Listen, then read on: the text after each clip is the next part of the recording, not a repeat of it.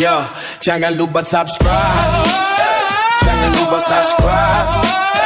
Jangan lupa Trendtruth Vibe. Trendtruth Vibe. Yo, check it.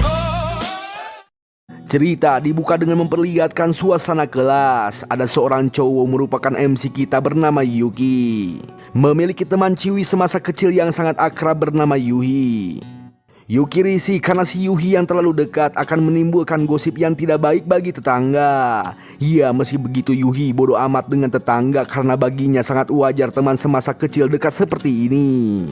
Lalu karena rambut Yuki sudah jabrik, Yuhi berjanji akan mencukur rambut Yuki menjadi lebih keren. Namun tiba-tiba muncul sebuah simbol bersinar di tengah ruang kelas.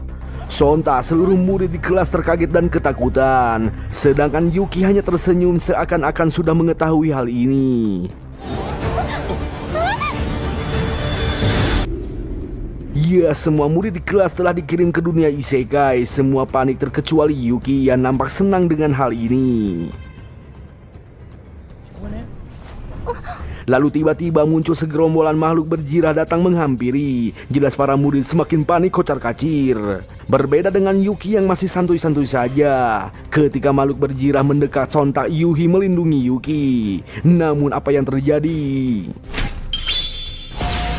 Ya, hanya dengan sebuah curug alat untuk mengupil mampu melempar makhluk berarmor dengan ezer. Yui yang kebingungan tak tahu apa yang terjadi ditarik oleh Yuki untuk kabur. Tiba-tiba muncul para prajurit mencoba melawan makhluk berarmor yang mereka sebut sebagai iblis. Namun para prajurit malah ditumbangkan oleh iblis tersebut. Para mage mulai menyerang.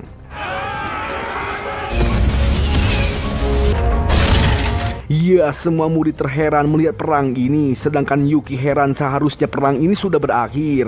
Lalu tiba-tiba Yuki merasakan energi sihir di dalam si iblis yang tak asing baginya. Tak berlangsung lama muncul kesatria ciwi berkuda, menyuruh para murid untuk berlindung di garis belakang. Kemudian muncul lagi kesatria cowok berkuda menyuruh pasukannya untuk menyerang.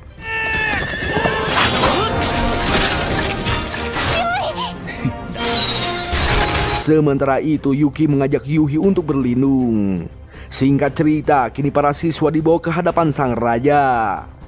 Sang raja berterima kasih atas kedatangan para pahlawan dunia lain di kerajaan Distinia. Sang raja memberitahu bahwa kejadian ini sama persis dengan kejadian 5 tahun yang lalu di mana perang terjadi dan para pahlawan dari dunia lain terpanggil. Kemudian sang putri memperjelas bahwa pahlawan 5 tahun yang lalu berhasil menghentikan perang hingga menciptakan sebuah perdamaian. Bahkan dibuatkan sebuah monumen. Sang putri dengan sopan meminta bantuan pada para pahlawan yang terpanggil untuk membantu kerajaan dari serangan iblis. Jelas semuanya terkaget karena sangat mendadak. Mana mungkin seorang siswa biasa bisa bertarung. Semuanya dibuat bingung dengan pilihan yang ada. Namun setelah dipikir kembali, jika keluar dari istana sudah jelas akan mati. Maka dari itu para siswa terpaksa akan mengikuti alurnya sebagai pahlawan. Setelah itu mereka pun dibubarkan dan sang raja sudah mempersiapkan kamar untuk mereka semua. Yuki berjanji pada Yuhi bahwa dirinya takkan membiarkan Yuhi dalam bahaya. Esok harinya para pahlawan cowok mulai dilatih menggunakan pedang kayu. Sedangkan pahlawan ciwi diajarkan ilmu sihir.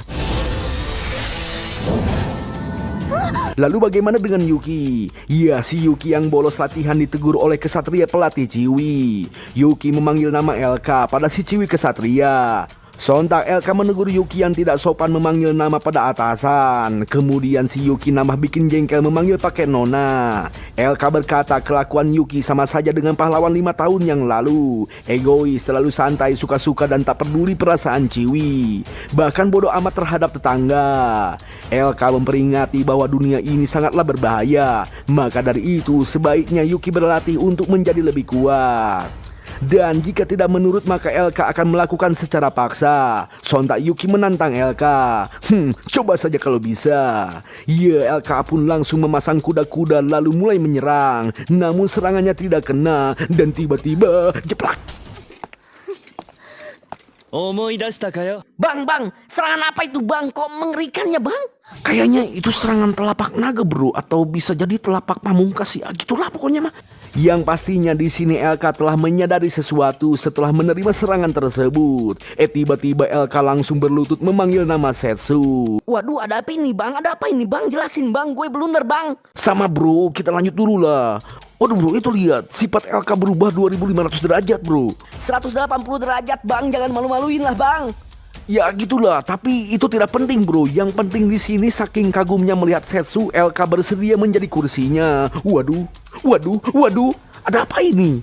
LK berkata berat badan Yuki kini jadi ringan. Waduh, ya si Yuki menjawab bahwa tubuhnya kali ini berbeda dengan yang dulu. Eta berlangsung lama muncul kesatria cowok yang ternyata bernama Glenn. LK memberitahu bahwa Yuki di sini adalah Setsu. Awalnya Glenn tidak percaya, namun setelah melihat LK yang sampai bersikap seperti itu, Glenn mulai percaya. Alhasil kini Glenn membawa Yuki pada seorang ilmuwan sihir bernama Thea. Namun sebelum diberitahu, Thea sudah menyadari bahwa Yuki adalah Setsu. Itu karena Thea mampu merasakan energi sihir yang dimiliki Setsu. Yuki memuji kemampuan Setsu lalu berkata, "Aku pulang." Ya, ternyata Yuki di sini adalah Setsu, sang pahlawan yang telah hilang setelah menyelesaikan perang 5 tahun yang lalu. Dan saat ini adalah yang kedua kalinya bagi Yuki dipanggil ke dunia isekai. Ya, untuk melanjutkan obrolan kini mereka berpindah ke tempat ke atas tembok istana. Angin berhembus kegelebugan, mereka bertiga melancarkan beberapa pertanyaan. Bagaimana bisa kembali ke dunia ini? Kenapa bisa penampilannya berubah? Lalu kenapa tiba-tiba menghilang setelah perang? Iya, karena Yuki tak tahu. Yuki menjawab semua pertanyaan tersebut dengan sebuah cerita. Di mana pada saat melawan Toma, Yuki berhasil menebas Toma, menghasilkan daya ledak yang luar biasa. Dan setelah itu ia bereinkarnasi ke dunia lain dengan ingatan penuh dan energi sihir, lalu dipanggil kembali ke dunia ini. Di sini Thea menyatakan bahwa dirinya tak tahu apapun perihal cara memanggil pahlawan ke dunia ini. Glenn berasumsi bahwa ini merupakan kehendak dewa yang tak bisa dipahami oleh orang awam. Kemudian Yuki memberi pertanyaan pada mereka bertiga, apa yang terjadi pada Toma setelah Yuki menghilang. Yuki berasumsi bahwa perang kali ini didalangi oleh Toma. Itu karena ia merasakan energi kutukan pengendali dari Toma pada iblis yang mereka lawan kemarin. Kemudian LK berkata bahwa setelah perang ia mencari Setsu dan juga Toma, namun tidak ditemukan. Thea berasumsi jika Setsu kembali itu artinya Toma pun juga sama. Tak berlangsung lama pembicaraan pun berakhir setelah kedatangan seorang prajurit menyuruh Glenn menghadap sang raja. Iya, seharusnya pekerjaan Glenn dipegang oleh Setsu, namun karena Setsu menghilang, Glenn menggantikannya. Dan saat ini Yuki tidak mengharapkan pekerjaan merepotkan itu, karena kali ini ia telah memutuskan akan berkeliling dunia setelah perang ini berakhir. Angin gegelebugan berhembus dengan damai. LK berharap kedamaian ini terus berlanjut. Ia tidak ingin kehilangan kedamaian yang telah diciptakan oleh Setsu. Sementara itu di sisi lain, sang raja menyatakan pada para petinggi untuk bersiap menyerang negeri iblis. Glenn komplain karena utusan yang ia utus di benua iblis belum memberikan informasi. Maka dari itu sebelum menyerang alangkah lebih baiknya melihat terlebih dahulu situasi dan kondisi. Sang putri pun angkat bicara bahwa para iblis telah menyerang duluan dengan alasan yang tak jelas, dan kehadiran pahlawan yang bertepatan dengan perang ini merupakan sebuah tanda di mana dewa memihak pada manusia dan membenarkan manusia. Sontak para petinggi memberi tepuk tangan atas pernyataan sang putri. Kemudian sang raja berbicara bahwa seharusnya kerajaan ini tak perlu membuat sebuah piagam perdamaian yang diusulkan pahlawan 5 tahun yang lalu. Dengan hilangnya si pahlawan, sang raja yakin bahwa sang dewa menginginkan kita untuk menyatukan dunia. Kembali pada Yuki yang sedang menghampiri Yuhi. Yuki memuji latihan Yuhi yang sudah berkembang menggunakan sihir angin. Namun tiba-tiba Yuhi ngahuleng, lalu bertanya apakah sihir ini digunakan untuk melukai orang lain dan kenapa kita harus berperang. Setelah dipikir kembali, jika Yuhi berbakat dalam sihir, maka ia akan menggunakannya untuk melindungi Yuki. Kemudian Yuki kembali bertemu dengan ketiga rekannya. Glenn memberi laporan bahwa perang ini tak bisa dihindari, meski ia sudah berusaha mengulur waktu untuk melatih para pahlawan. Disinilah Yuki memutuskan bahwa ia akan pergi menghentikan perang ini sekali lagi. Karena menurutnya perang merupakan hal yang konyol yang harus dihentikan. Apalagi kalau perang ini merupakan otak-otakan dari Toma.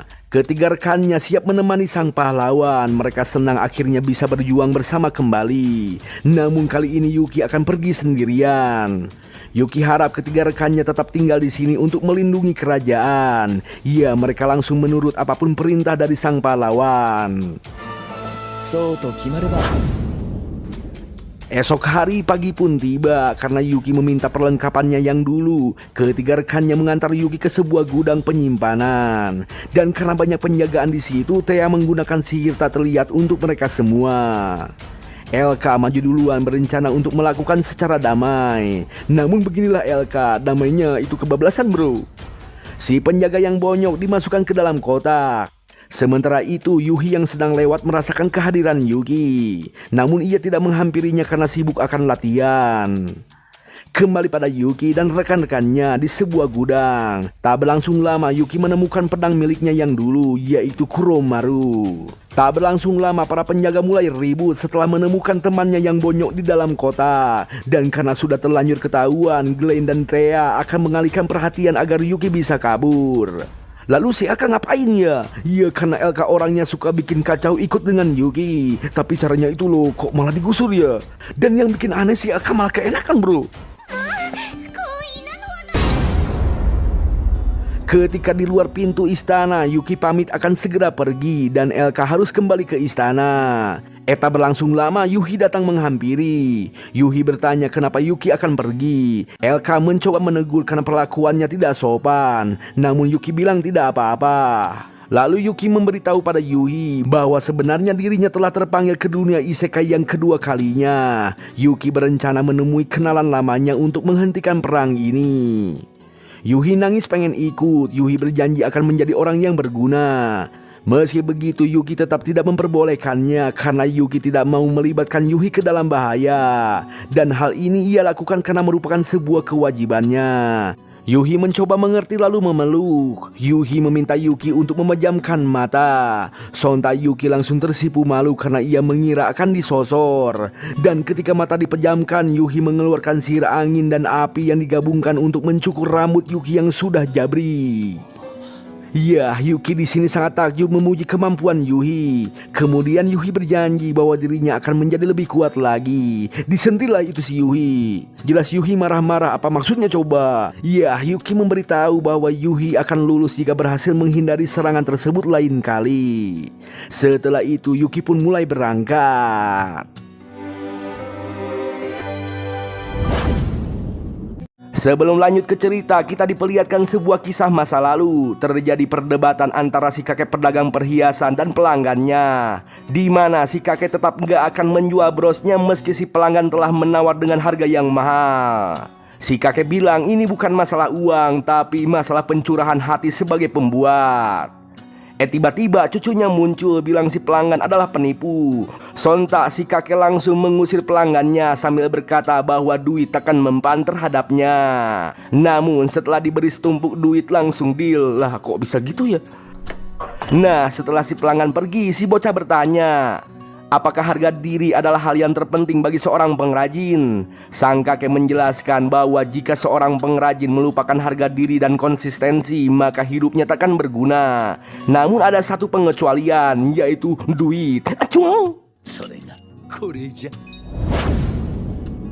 Singkat cerita, sang kakek meninggal dunia dengan foto sambil megang duit.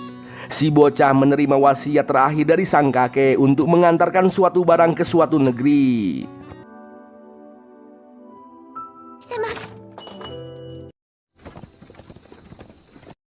Namun ketika dalam perjalanan tiba-tiba kudanya kagak mau maju dan tak berlangsung lama. Iya, si bocah tigulitik akibat sosok Bagong yang datang menubruk kereta. Si bocah tak peduli dengan tubuhnya, yang terpenting barang sang kakek masih selamat. Lalu tiba-tiba si bocah gemetaran bilang tubuhnya tidak enak jika dimakan karena bukan anak micin jadi nyatakan gurih. Dagingnya cuma tulang berulang. Bahkan si bocah menawarkan sejumlah uang untuk si monster Bagong. Namun monster tetaplah monster, mana mungkin mau mendengar. Dan hanya dalam sekejap si monster langsung ditumbangkan oleh Setsu yang kebetulan lewat. Ini si bocah bukannya berterima kasih malah menganggap Setsu sebagai begal. Si bocah bilang tidak punya duit, si bocah akan memberikan duit dengan cara nyicil atau ngenyuk. Setsu cuman berkata bahwa ia sangat bersyukur si bocah telah selamat dan tak perlu membayar. Namun si bocah tetap kekeh dengan ajaran sang kakek yang harus menyelesaikan semua masalah dengan duit. Sontak Setsu berkata bahwa kakek si bocah pastinya orang yang tidak waras. Sekilas si bocah melihat Setsu mirip dengan pelanggan si kakek yang dulu. Karena Setsu bertanya, si bocah bercerita bahwa ia tak sempat mencari seorang pengawal karena keberangkatannya yang sangat mendadak. Setsu langsung pergi, namun sebelum pergi Setsu memberi pesan bahwa duit akan berguna jika kau telah tewas. Si bocah menahan Setsu memintanya untuk menjadi pengawal. Si bocah berjanji akan membayar Setsu jika barang-barangnya sudah terjual. Awalnya Setsu menolak, namun karena si bocah pikarunyangen ingin mengantar wasiat dari kakeknya, Setsu akan mengantar tapi hanya sampai pelabuhan saja. Dan Setsu takkan meminta bayaran alias gratisan bro.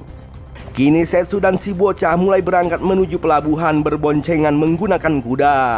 Si bocah sangat sedih karena barang-barangnya ditinggal. Sontak Setsu langsung menjawab bahwa dirinya hanya sebagai ojek bukan JNE. Namun ketika Setsu bertanya apa barang yang ada di dalam tas, si bocah bilang rahasia, nggak boleh kepo. Singkat cerita, tibalah mereka di sebuah pelabuhan. Terlihat banyak pedagang buah-buahan. Ada jeruk, lengkeng, ubi, sampe, bahkan ada melon bro. Tapi sayang nggak ada yang jual semangka di sini. Emang ada apa sih bang dengan semangka bang? Melon juga udah cukup bang. Setsu kaget melihat pelabuhan saat ini yang sudah makmur tak seperti dahulu. Si bocah langsung mencari kapal untuk melintasi lautan menuju benua iblis. Namun ojek kapal tidak menerima orderan menuju benua tersebut. Setsu heran dan baru tahu tujuan dari si bocah. Setsu bilang itu mustahil ada kapal yang bersedia mengantar menuju benua iblis. Itu karena saat ini sedang marak terjadi perang. Akan tetapi si bocah tak menyerah, terus mencari dan mencari hingga mencari sampai mencari bahkan mencari. Mau sampai kapan bang terus mencari bang?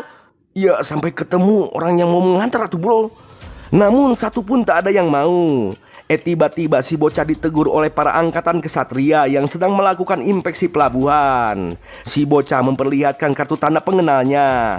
Namun ketika disuruh untuk memperlihatkan isi tas, si bocah langsung menolak. Jelas para angkatan kesatria mulai curiga dan akan menggadabah secara paksa. Ditepaklah sama si Setsu. Setsu berkata bahwa dirinya merupakan pengawal si bocah.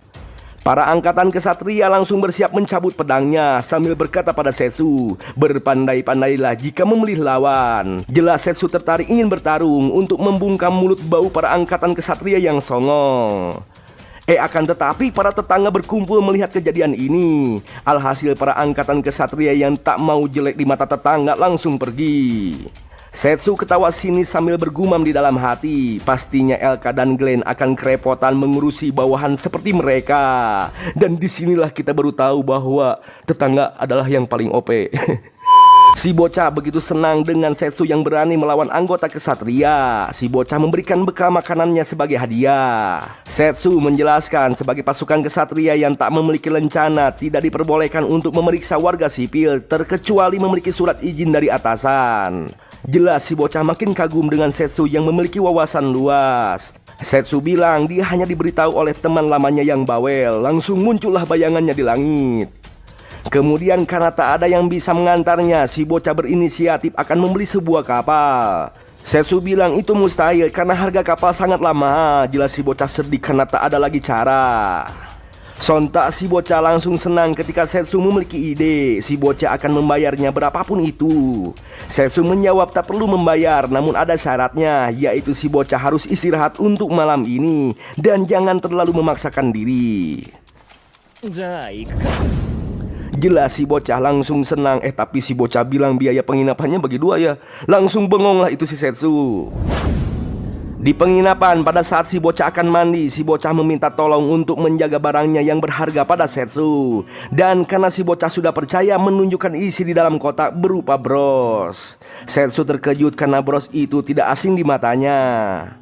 Kemudian si bocah menceritakan tentang kakeknya. Sang kakek merupakan seorang pengrajin perhiasan terkenal di Distinia. Suatu hari sang kakek menerima pekerjaan untuk memperbaiki bros karya terbaiknya. Dan karena usia sang kakek yang sudah tua, sang kakek meninggal lebih cepat. Namun sebelum meninggal, sang kakek memberi wasiat pada si bocah yang ternyata bernama Ruri. Sang kakek menyuruh Ruri untuk mengantarkan pekerjaan terakhirnya pada si pemilik bros. Sang kakek memberi pesan, jika Ruri rela berkorban segalanya demi sesuatu hal yang berharga, maka itu merupakan kebesar hatian yang sejati. Dan ingat, tanpa uang Ruri takkan bisa melindungi sesuatu yang berharga. Ruri sangat bersyukur bertemu Setsu yang akan membantunya menepati janji pada sang kakek. Kemudian Setsu mulai mengecek brosnya, dan benar saja bros tersebut adalah bros yang pernah dipasang mantra pelindung pada seorang ciwi.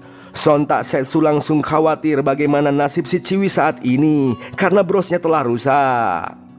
Malam pun semakin larut, para angkatan kesatria kembali mencari Setsu dan Ruri akan menangkap mereka yang dianggap sebagai mata-mata. Setsu dengan sigap langsung menarik Ruri keluar melompat dari jendela.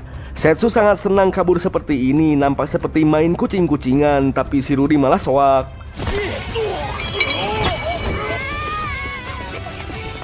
Hingga tiba di suatu jalan buntu, jelas Ruri sangat panik, namun Setsu tetap santuy. Malahan Setsu ngeleleweh para angkatan kesatria, jelas Ruri makin panik. Lalu tiba-tiba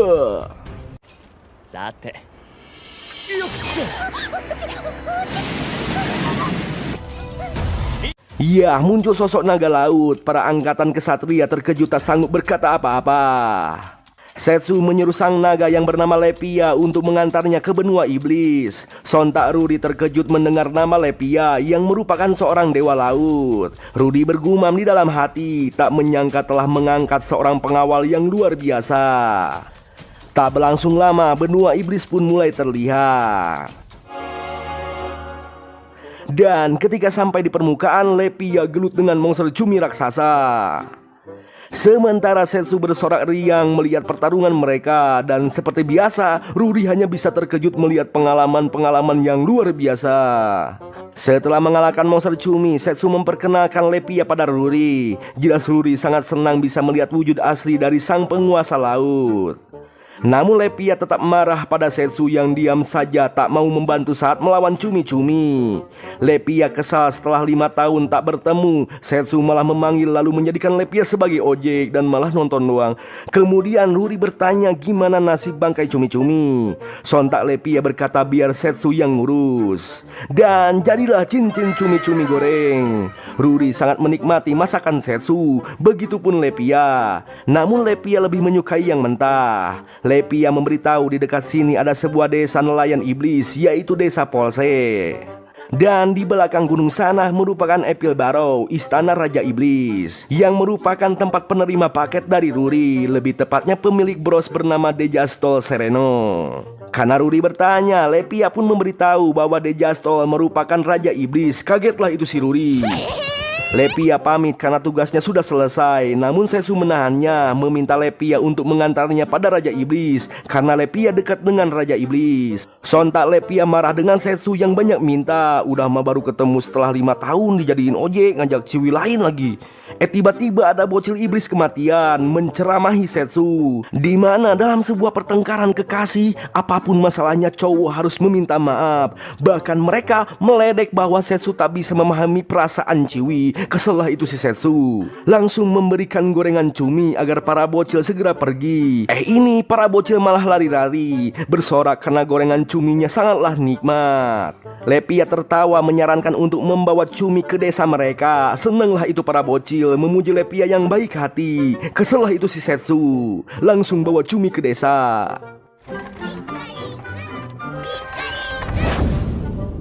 Sementara itu di dalam desa kita diperlihatkan para bapak-bapak iblis yang merupakan seorang nelayan mengeluh frustasi para pedagang kagak bisa beroperasi karena sedang terjadi perang. Bukan hanya itu, mereka kagak bisa melaut karena ada monster cumi-cumi. Mereka semua memutuskan mengumpulkan para warga untuk membunuh monster cumi-cumi. Tiba-tiba Setsu datang menitipkan monster cumi-cumi yang akan dipasak. Kagetlah para bapak-bapak, cumi yang mereka takutkan akan menjadi makanan. Malam harinya di desa diadakan pesta untuk menyambut sang dewa laut yaitu Lepia. Sementara itu Ruri sang jiwa dagang mau dimanapun dan kapanpun pasti akan dagang cumi goreng dan Setsu yang jadi kokinya. 追加遅いわよ。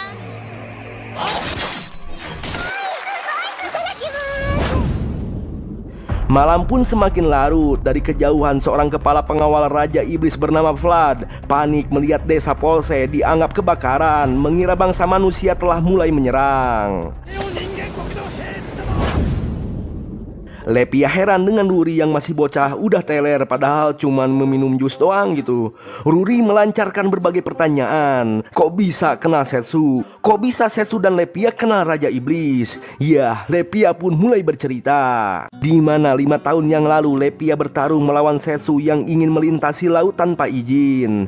Lepia kalah dari Setsu hanya dengan 1 pukulan. Kemudian Setsu meminta bantuan Lepia untuk menghentikan perang. Awalnya Ruri kagum dengan Setsu yang hebat, namun langsung terkejut ketika menyadari bahwa Setsu merupakan pahlawan yang menyatukan para raja dan mengakhiri perang di 5 tahun yang lalu. Maka tak heran Setsu mengenal sang Raja Iblis. Ruri dibuat pusing tak menyangka pengawalnya merupakan seorang pahlawan. Lepia mengatakan bahwa setelah perang ia diberi tugas untuk menjaga perdamaian di laut. Namun Lepia kesal Setsu tiba-tiba menghilang lalu muncul kembali menjadikannya sebagai ojek. Ya, meski begitu Lepia sangat senang Setsu kembali setelah 5 tahun lamanya. Sambil melirik Setsu yang lagi dagang dikerumuni ibu-ibu iblis.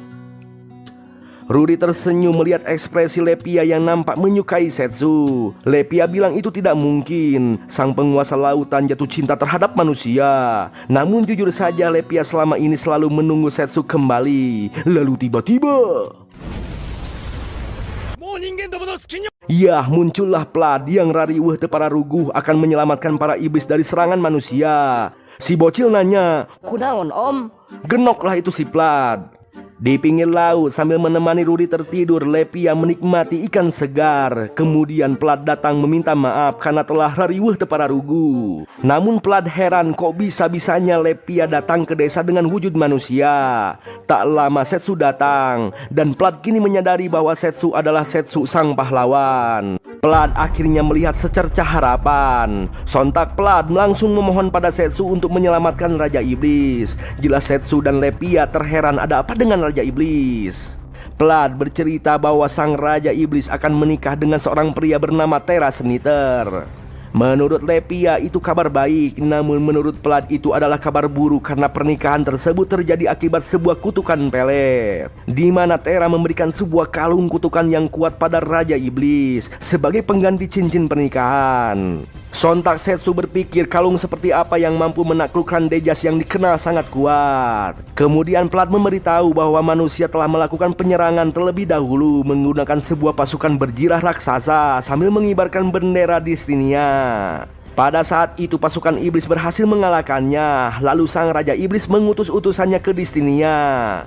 Namun hingga sampai saat ini utusannya belum kembali. Kemudian muncul Terran memanfaatkan perasaan Raja Iblis yang enggan berperang. Setsu penasaran sekuat apa Terran. Vlad menjawab menurutnya Terran setara dengan Setsu. Wadaw. Ruri berkata setahunya Terran merupakan pedagang terkaya di dunia, pemimpin perusahaan dagang Terran yang memiliki banyak kapal perdagangan. Vlad kesal dengan Terran yang menguasai uang dan semua komoditas di dunia. Pihak manusia dan iblis sama-sama membutuhkan pedagang untuk perang lintas dunia. Maka dari itu Vlad tidak mempercayai semua omongan yang dikatakan Terran. Setsa menyimpulkan itu artinya Deja sang Raja Iblis tunduk pada Terran demi menghentikan perang. Sontak Setsu begitu kesal dengan Vlad yang tak melakukan apapun. Lepia memperjelas pada Setsu bahwa semuanya masih berpegang pada sebuah janji terhadap Setsu untuk melindungi perdamaian. Ya, Lepia juga heran dengan Raja Iblis yang bodoh masih saja memegang janji pada Setsu yang tiba-tiba ngilang. Dan saat inilah waktunya Setsu dan Lepia akan bertindak. Namun sebelum itu Vlad memberitahu tanggal pernikahan belum ditentukan, masih ada waktu untuk membujuk Raja Iblis. Vlad memberitahu situasi rute menuju istana dan Terran dijaga oleh sosok pengawal yang hebat. Kini Setsu dan Lepia berlari menuju istana Raja Iblis. Mereka berdua begitu senang serasa sedang bernostalgia. 早速のお出 どうかしら。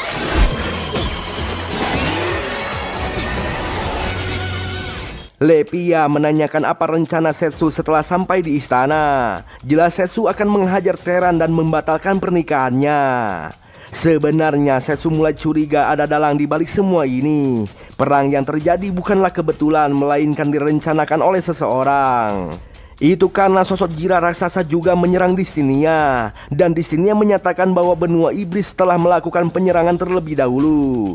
Setsu tahu karena melihatnya secara langsung. Dan menurutnya sosok Jira raksasa bukan dari bangsa iblis, begitupun bukan dari bangsa manusia. Ya, Lepia kali ini takkan menahan diri untuk menghancurkan dalang di balik perang ini. 心置きなくやれそう。前よりも強くなった。この世界の美しい平和な海を。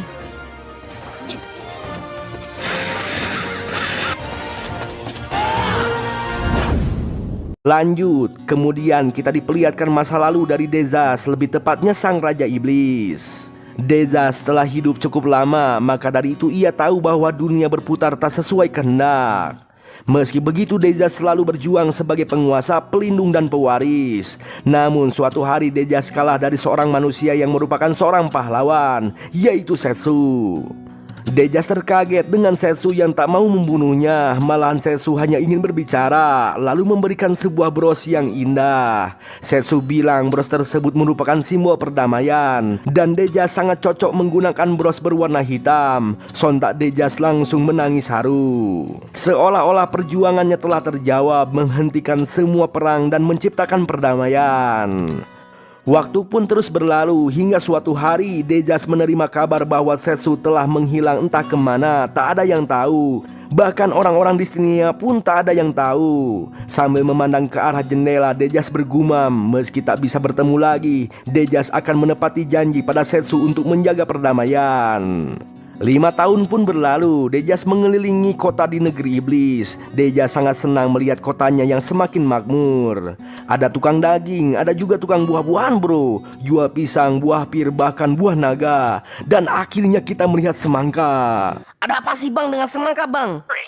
Namun ketika membicarakan sebuah perang, bros milik Dezas tiba-tiba retak, seolah-olah seperti pertanda buruk. Meski begitu Dezas tetap berpikir positif, mungkin karena terlalu lama dipakai jadinya rusak. Sontak Pelat menawarkan seorang pengrajin terkenal di negeri Distinia yang akan memperbaikinya.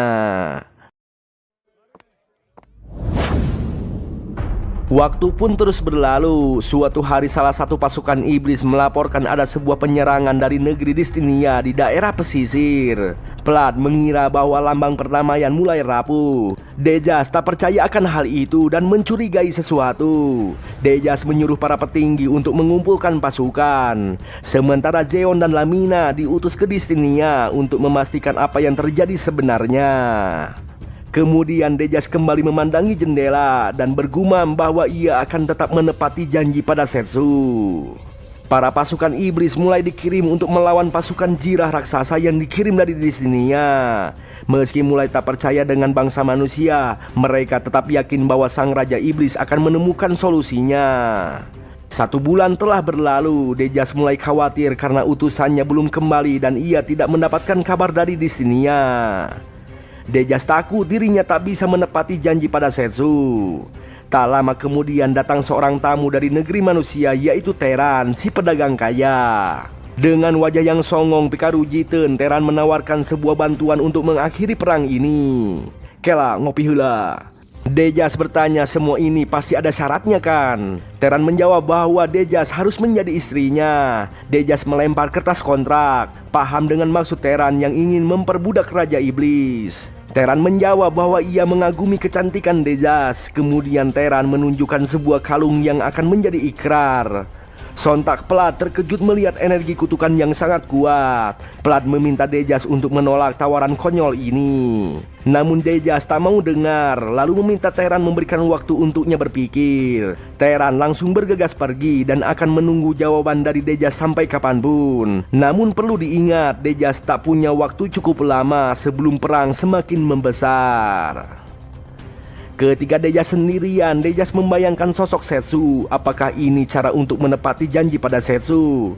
Tak lama Plat datang menghampiri, membujuk Dejas untuk menolak tawaran Teran. Para petinggi dan seluruh pasukan akan berjuang sampai titik darah penghabisan.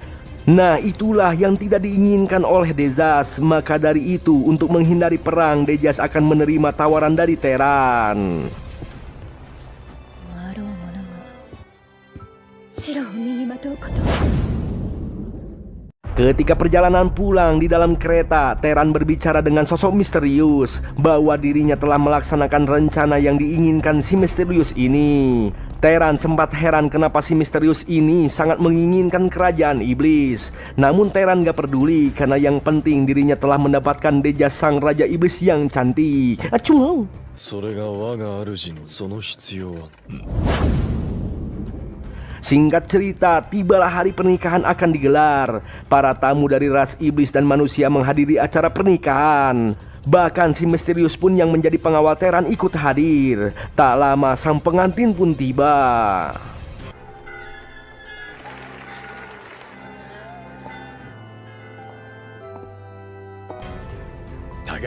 Teran menunjukkan kalung budaknya pada seluruh hadirin yang akan menjadi ikrar pernikahan. Teran mengucapkan sumpah pernikahannya. Bahkan Teran juga bersumpah akan membawa perdamaian di dunia ini.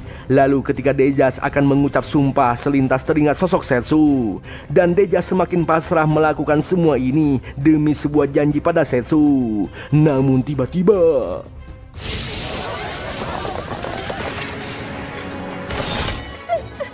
nah, paniklah itu si Teran, menyuruh pengawalnya untuk menyerang Setsu. Namun dengan mudah ditumbangkan oleh Lepia. Kemudian si misterius pun turun tangan mengeluarkan sihir kutukan, membuat Lepia tak berdaya, terikat tak bisa bergerak. Namun sayang ketika menyerang dengan mudah, Setsu menghancurkan sihir kutukan milik si misterius itu. Ditonyoklah itu si misterius hingga ngajongkeng.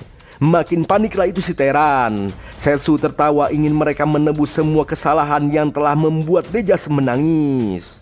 Si misterius kembali menyerang, namun dengan mudahnya Setsu menahan sihir kutukan. Nah, si misterius ketawa mendapatkan kabar baik untuk dilaporkan pada tuannya bahwa Setsu telah kembali. Pastinya tuannya sangat senang dan saat ini yang lebih penting adalah kabur untuk melapor. Bukannya dikejar, ini si Raja Iblis malah pelukan, malah mersa-mersaan, mencurahkan kerinduan yang terpendam selama 5 tahun. Acung! Kemudian ketika memeriksa para pengawal si Teran, sontak langsung melebur karena mereka cuma berupa sihir kutukan. Setsu memeriksa kalung pernikahan milik Teran. Setsu merasakan di dalamnya terdapat energi sihir yang tak asing baginya, yaitu energi sihir milik Toman. Dejas menyatakan bahwa sejak awal dirinya sudah curiga, dan saat ini Dejas akan membantu Setsu untuk menumpas si Toman. Setsu berencana akan menemui Regulus sang raja dari negeri ras setengah binatang, karena ia yakin Toman sedang merencanakan sesuatu terhadap Regulus. Dejas setuju akan hal itu, tapi bukankah terlalu mendadak jika berangkat sekarang? Ya, Setsu hanya menjawab, demi perdamaian apa boleh buat. Lepia komplain dirinya capek, dari kemarin dijadikan ojek, tak sempat istirahat sampai sekarang gitu. Tak lama kemudian Plat dan Ruri datang. Si Plat panik, istananya jadi hancur. Sedangkan Ruri tergesa-gesa ingin memberikan bros milik Dejas. Namun Ruri ingin Setsu yang memberikannya. Setsu pun mulai membuka kotak lalu menunjukkan bros berwarna hitam. Dan untuk yang kedua kalinya, Setsu memberikan bros sebagai lambang perdamaian.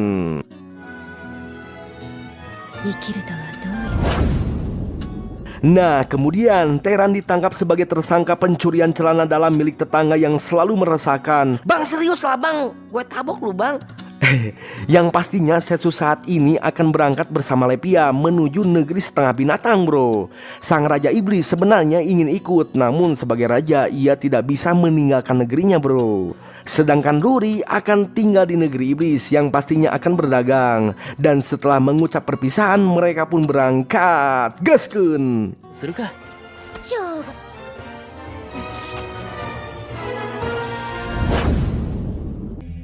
Sebelum kita lanjut ke perjalanan, kita akhirnya diperlihatkan sebuah masa lalu dari Setsu menjadi Yuki sebelum terpanggil ke dunia isekai. Ternyata Setsu merupakan tetangga Yui. Setsu di sini orangnya pendiam alias judes, menolak ajakan main dari Yui. Namun karena bertetanggaan, Yui sering main ke rumah Setsu, bahkan sering belajar bersama dari waktu ke waktu. Meski Setsu judes, namun Yui yakin bahwa Setsu adalah orang yang baik. Kemudian ketika beranjak SMP, Yui melihat sebuah poster penerimaan siswa baru SMA bergengsi. Yui berharap bisa bersekolah lagi di sekolah yang sama dengan Setsu. Ketika akan berpisah, Yui dengan malu-malu bertanya bagaimana pendapat Setsu mengenai sekolah SMA yang tadi. Setsu menjawab dengan judes bahwa tak seharusnya kita selalu bersekolah di sekolah yang sama. Setsu berpesan jangan pernah memaksakan diri untuk masuk ke sekolah bergengsi. Sontak Yui langsung sedih dengan perkataan Setsu. Setsu jelas bengong kenapa Yui jadi marah. Hingga suatu hari setelah selesai ujian akhir kelulusan SMP, Yui makin sedih karena nilainya yang buruk. Ketika berjalan pulang, karena wajah Yui yang murung, para preman datang menghampiri mengajak Yui untuk main. Untuk melepaskan semua belenggu karena hasil ujian yang jelek, si preman mengusulkan untuk berhenti belajar, mending main saja malam ini. Tak lama Setsu datang menghampiri, menyuruh para preman untuk pergi. Alhasil para preman pun langsung pergi mengira Setsu adalah pacar Yui. Kemudian Setsu menceramahi Yui bahwa perkataan preman tadi tak sepenuhnya salah, di mana Yui tak seharusnya memaksakan diri. Yui sangat sedih dan sadar bahwa dirinya memang terlalu memaksakan diri agar bisa bersekolah di SMA yang sama. Ketika Yui akan menangis, sontak Setsu langsung mengusap kepala Yui.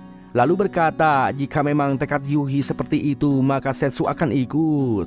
Dalam artian Setsu akan mengajari Yui sekuat tenaga, seberat-beratnya meski nantinya Yui bakalan nangis.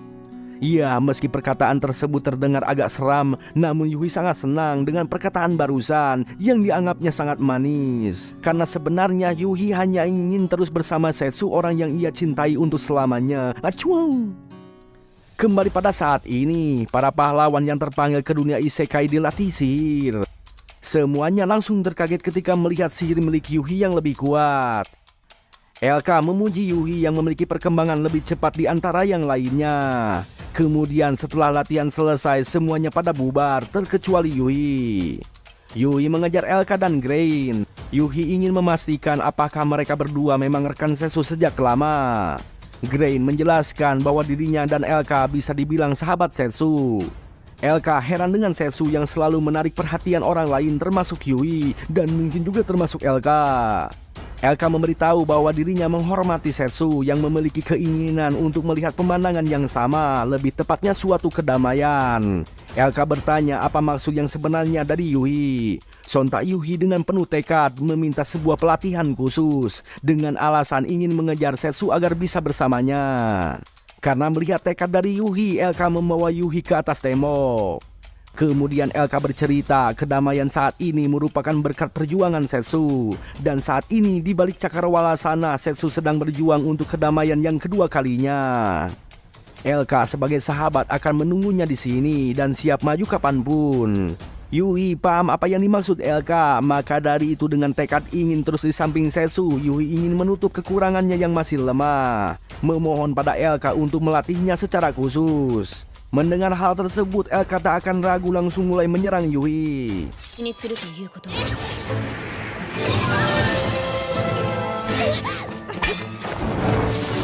LK tersenyum dengan perkembangan Yui yang nampak semakin kuat.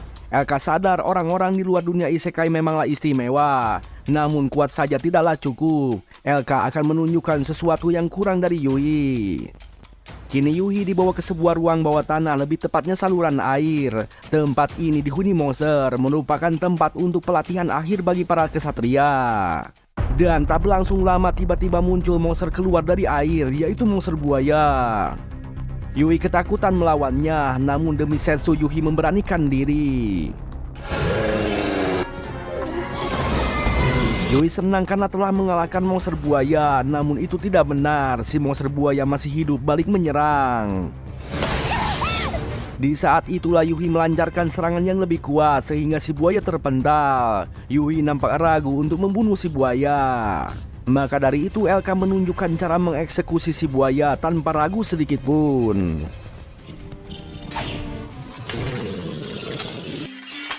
Elka memberitahu jika ingin melindungi orang lain maka belajarlah untuk membunuh lawanmu tanpa ragu.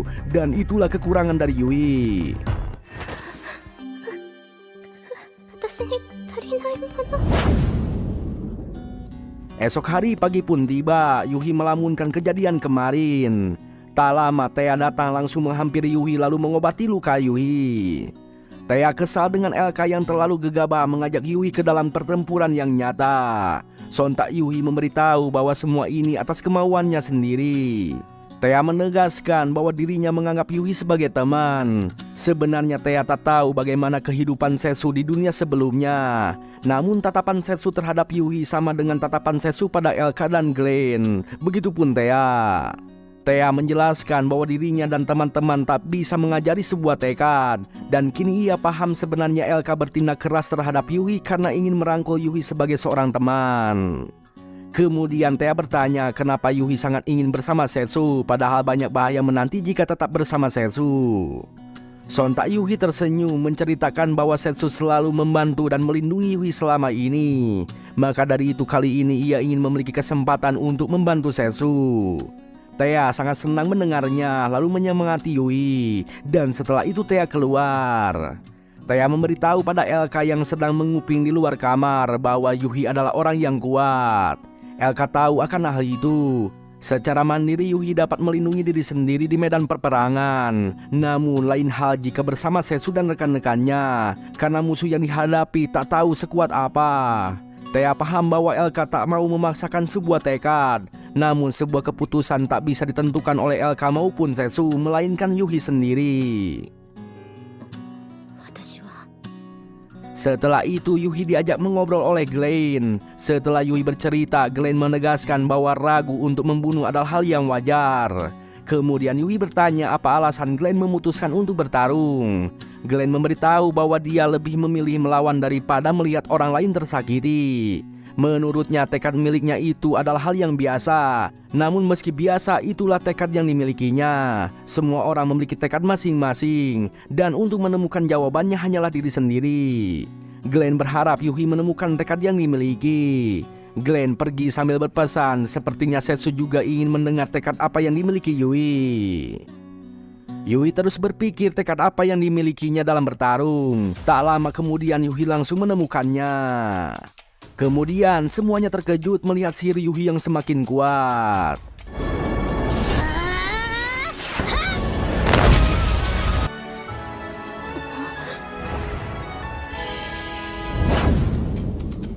Setelah itu Yuhi kembali meminta Elka melatihnya di ruang saluran air. Karena Elka bertanya, Yuhi menjawab bahwa saat ini dirinya sudah membuatkan tekad.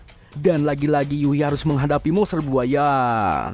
Sebelum menyerang, Elka memberitahu bahwa memaksakan diri akan menghancurkan hatimu. Sontak Yuhi berkata bahwa dirinya ingin Elka melihat tekad yang dimilikinya saat ini. Dia hanya dengan satu serangan kuat si monster buaya langsung tumbang. Elka mengagumi Yuhi yang nampak lebih kuat dan kini ia percaya dengan tekad yang dimiliki Yuhi. Namun Yuhi memberitahu bahwa si monster buaya belum mati. Yuhi hanya melumpuhkan si monster buaya alias pingsan. Yuhi menegaskan bahwa tekad yang dimilikinya yaitu takkan kalah dan takkan membunuh siapapun. Jelas Elka terkejut karena jawaban Yuhi mirip dengan jawaban Setsu. Elka memuji tekad Yuhi yang luar biasa. Elka hanya mengingatkan semuanya akan sia-sia jika dilakukan setengah-setengah. Sontak Yuhi berkata bahwa dirinya akan menjadi kuat untuk melindungi semuanya tanpa harus membunuh. Wow, keren bro, serius ini keren di luar dugaan bro. Iya bener bang, gue dari tadi serius bang dengerin abang. Tumben lu akur sama gue, apa kata tetangga nanti? Aduh si abang mulai mancing-mancing lagi sih bang. Kan biasanya lu komplain mulu anjir. Udah bang, lanjut aja bang, penonton nungguin bang. Ya udah kita lanjut. Esok harinya semua pahlawan dari dunia lain dikumpulkan. Glenn memberitahu pada semuanya untuk menyiapkan mental dan fisik. Karena sang raja telah memutuskan akan menyerang Evil Arrow. Lebih tepatnya istana Raja Iblis besok pagi. Setelah itu semuanya bubar, sedangkan Yuhi memandang ke arah jendela, mengatakan tunggu aku Yuki atau lebih tepatnya Setsu. Pertanyaannya, kenapa setiap mengingat Setsu pasti sambil memandang ke arah jendela gitu bro? Ada apa dengan jendela bro? Lanjut, kembali pada Setsu yang sedang melakukan perjalanan menuju negeri setengah binatang. Setsu kesal dengan Lepia yang malas-malasan, rebahan wae banyak ngemil. Padahal pada waktu awal berangkat, Lepia begitu semangat akan menemani Setsu sampai manapun. Lepia menjawab dengan santuy bahwa dirinya butuh istirahat, butuh konsumsi. Setsu kesal kenapa harus pakai kereta kuda, padahal jika menggunakan sihir teleportasi akan cepat gitu. Nah, kini giliran Lepia yang kesal, di mana sihir teleportasi tidaklah mudah. Persiapannya sangatlah lama, bahkan boros energi. Tunggu bang. Itu artinya si Setsu kagak bisa sihir ya bang? Sepertinya begitu sih, kita lanjut dulu lah. Lepia meminta sebuah kompensasi yang setimpal untuk perjalanannya. Dikasih lagi lah sekotak cemilan. Namun tiba-tiba keretanya berhenti. Sontak Setsu langsung bersiap. Dikira ada musuh, ternyata ada dua ciwi iblis ingin numpang.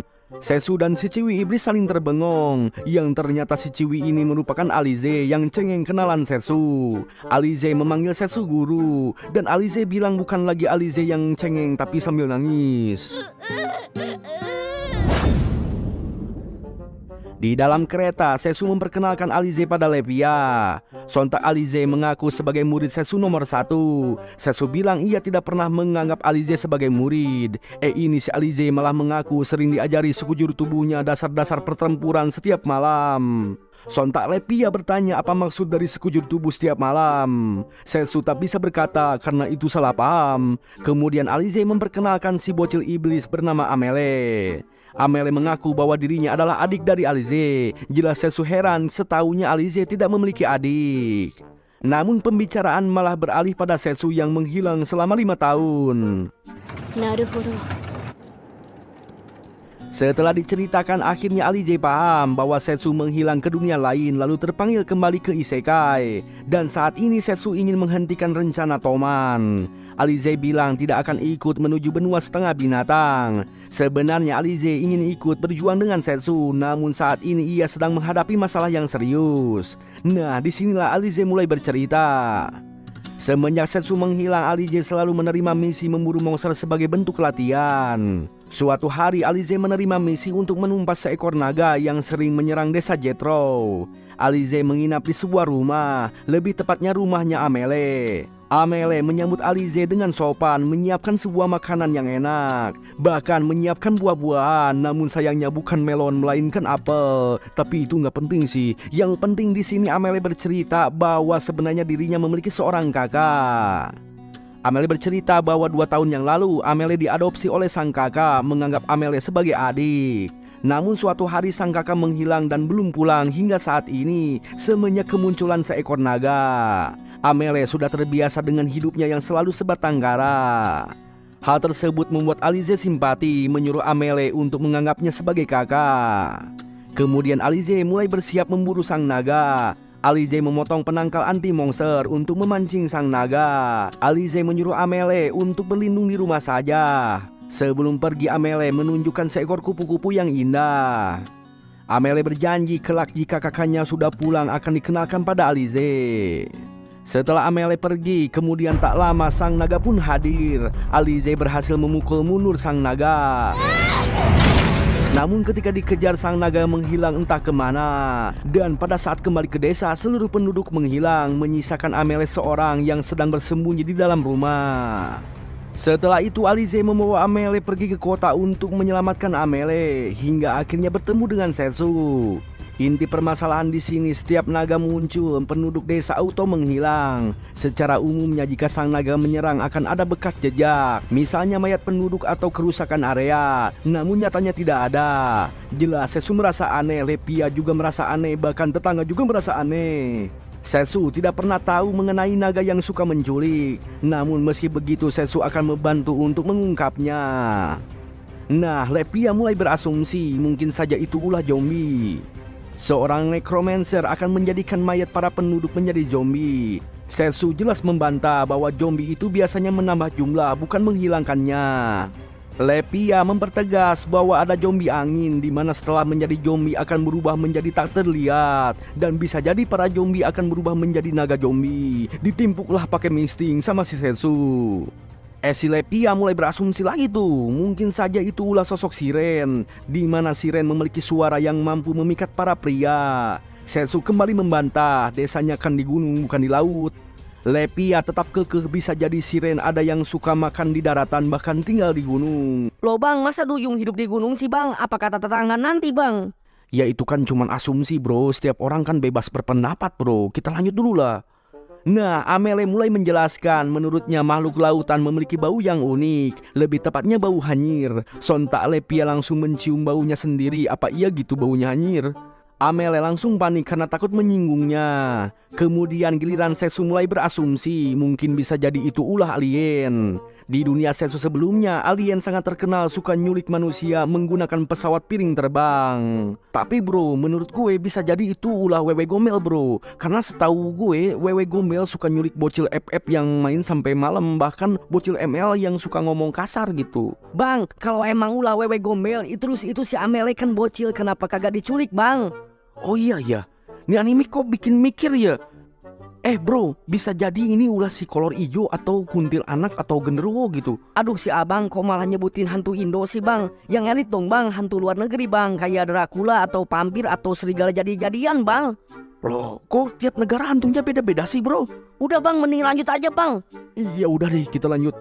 Karena menyebut alien yang tak ada di isekai, ditimpuklah itu si Setsu pakai misting. Nah, kali ini agak serius bro. Setsu berpikiran bisa jadi yang menyerang desa adalah seekor naga berlevel tinggi seperti Lepia, berubah menjadi manusia lalu berbaur. Lepia marah karena seolah-olah dituduh dan ia nggak mau disama-samakan dengan naga. Meski wujudnya sama, namun dirinya adalah Dewi Laut bukan naga. Nah, di sini Alize baru tahu bahwa Lepia adalah sang Dewi Laut.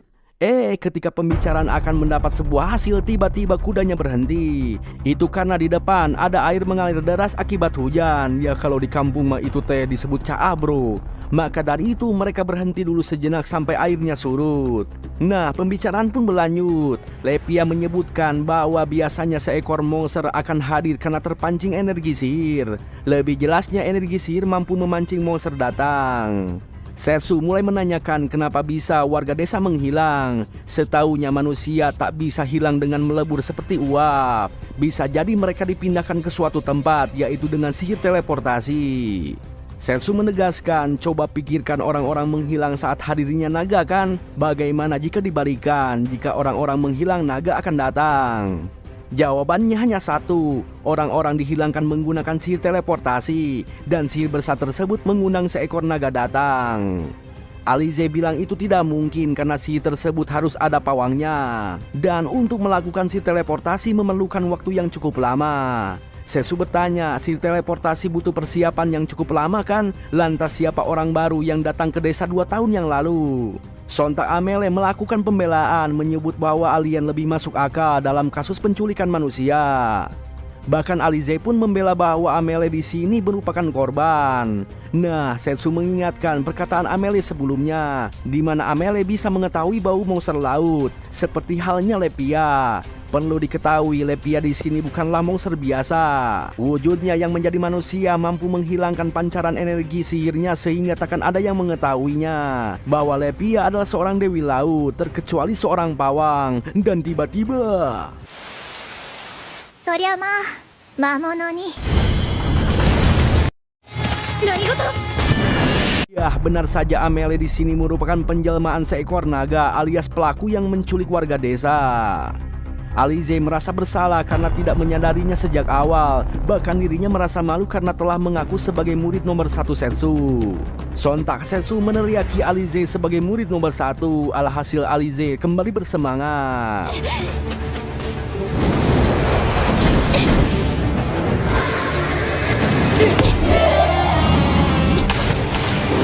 Ketika Shinagami Soledad, Setsu membukakan celah bagi Alize. Setsu meminta Lepia untuk mengaliri pedangnya dengan sihir. Dengan begitu serangan Sinaga terdorong hingga meledak di mulutnya.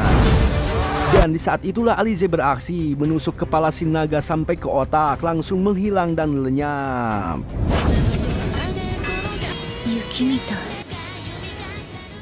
Setelah itu, Setsu melanjutkan perjalanan menunggangi Lepia lewat jalur laut namun tanpa Alize. Setsu sengaja tidak membawanya karena Setsu ingin Alize menuntaskan misinya sendiri. Karena Setsu percaya Alize sebagai murid harus mampu mengatasi sisanya.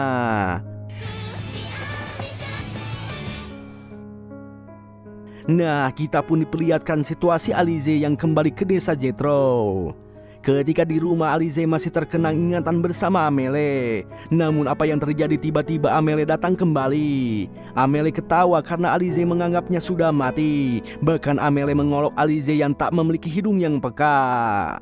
Amele menjelaskan sebenarnya setiap familiar memiliki bau yang berbeda. Lebih jelasnya, yang dibunuh oleh Alize sebelumnya merupakan familiar milik Amele. Karena Alize bertanya, Amele memberitahu bahwa warga desa telah dijadikan boneka, lebih tepatnya sebagai tentara sihir untuk berperang. Amele pun mengaku bahwa sebenarnya Amele tidak ada dan dirinya bukan Amele, melainkan Meluar, sang pawang sihir pengikut Toman.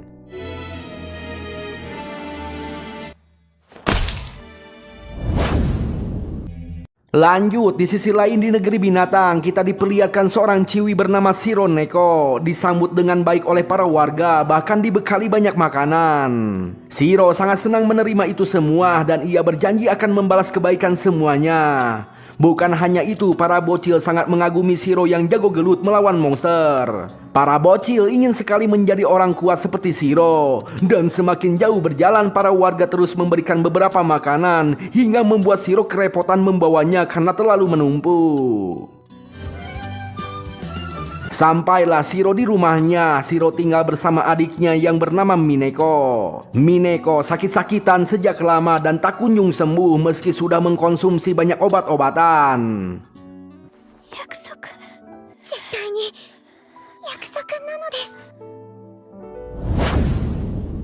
Kembali pada Setsu yang sudah sampai di sebuah pelabuhan. Karena Lepia kecapean, Setsu mencari kapal menuju sebuah kota. Namun tidak ada kapal yang bisa digunakan secara mendadak. Setsu bilang cuman Lepia lah jalan satu-satunya. Jelas Lepia ngambek karena sudah berenang selama 3 hari 3 malam. Dieluslah itu kepalanya, langsung jinak itu si Lepia. Sontak Lepia berkata dengan manis, istirahat sehari saja cukuplah, besok bisa berenang lagi kan. Tiba-tiba si Emang bilang besok ada kapal yang bisa digunakan. Setsu bilang oke. Jelas Lepia genok marah-marah pada Setsu yang gak bisa baca situasi hati ciwi. Di sisi lain, Shiro sedang menghampiri Kuroinu melakukan barter untuk mendapatkan sebuah obat. Kuroinu memperlakukan Shiro dengan baik dan ia menyemangati Shiro yang sedang berjuang demi adiknya. Kemudian Kuroinu memberikan misi selanjutnya, yaitu membunuh Setsu. Kuroinu berjanji jika Shiro berhasil menyelesaikan misi ini akan mendapatkan uang yang cukup banyak, bisa menghidupi selama 1 tahun. Bahkan Shiro tak perlu memikirkan biaya obat-obatan. Lalu tak berlangsung lama Setsu dan Lepia datang mencari penginapan, sementara Shiro secara perlahan keluar dari ruangan. Ternyata Kuroinu di sini menyediakan sebuah penginapan. Alhasil Setsu dan Lepia akan menginap di sini. Sementara itu Shiro kembali ke rumah untuk merawat dan mengobati adiknya yang sedang sakit-sakitan. Terlihat melon Mineko lebih besar. Maksudnya terlihat Mineko menggunakan sebuah kalung yang tak asing di mata gue, bro. Ini pasti ulah si Toman, bro. Lanjut. Malam pun semakin larut. Setsu dan Lepia tidur dengan tenang. Sementara itu di sisi lain, Kuroinu memberitahu Shiro bahwa saat ini Setsu sudah tertidur, waktu yang tepat untuk melakukan pembunuhan. Namun sebelum melakukan misinya, Shiro meminta izin untuk memanggil Kuroinu sebagai kakak karena Kuroinu sangat baik dan perhatian. Bahkan Shiro juga berharap ingin bisa tinggal bersama di tempat yang damai. Kuroinu mengelus kepala Shiro, mengizinkan Shiro bebas memanggil apapun. Dan ingat, selesaikan misi ini agar Mineko tidak sedih lagi. Alhasil Shiro semakin bersemangat akan membunuh Setsu.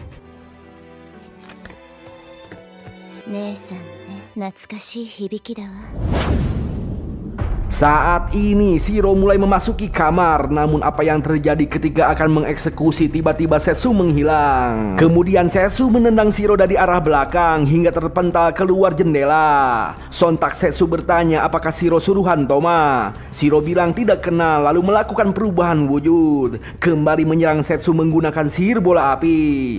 Namun dengan mudah Setsu menangkisnya, dan karena sihir itu berbahaya digunakan di dekat pemukiman warga, Setsu marah-marah mengepret Shiro hingga dijengkang. Pingsanlah itu si Shiro. Setsu di sini merasakan energi sihir kutukan di tubuh Shiro, dan karena hal itu Setsu membawa Shiro sampai ke rumahnya dengan mengikuti pancaran energi sihir kutukan yang berada di tubuh Mineko.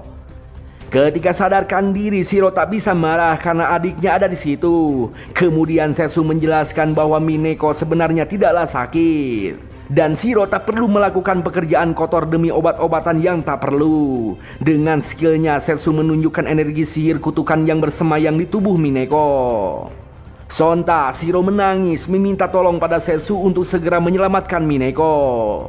Jelas Setsu akan menyelamatkan Mineko setelah melihat air mata Shiro yang bercucuran.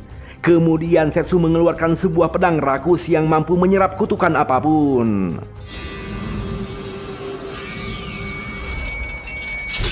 俺のとっておきだよ。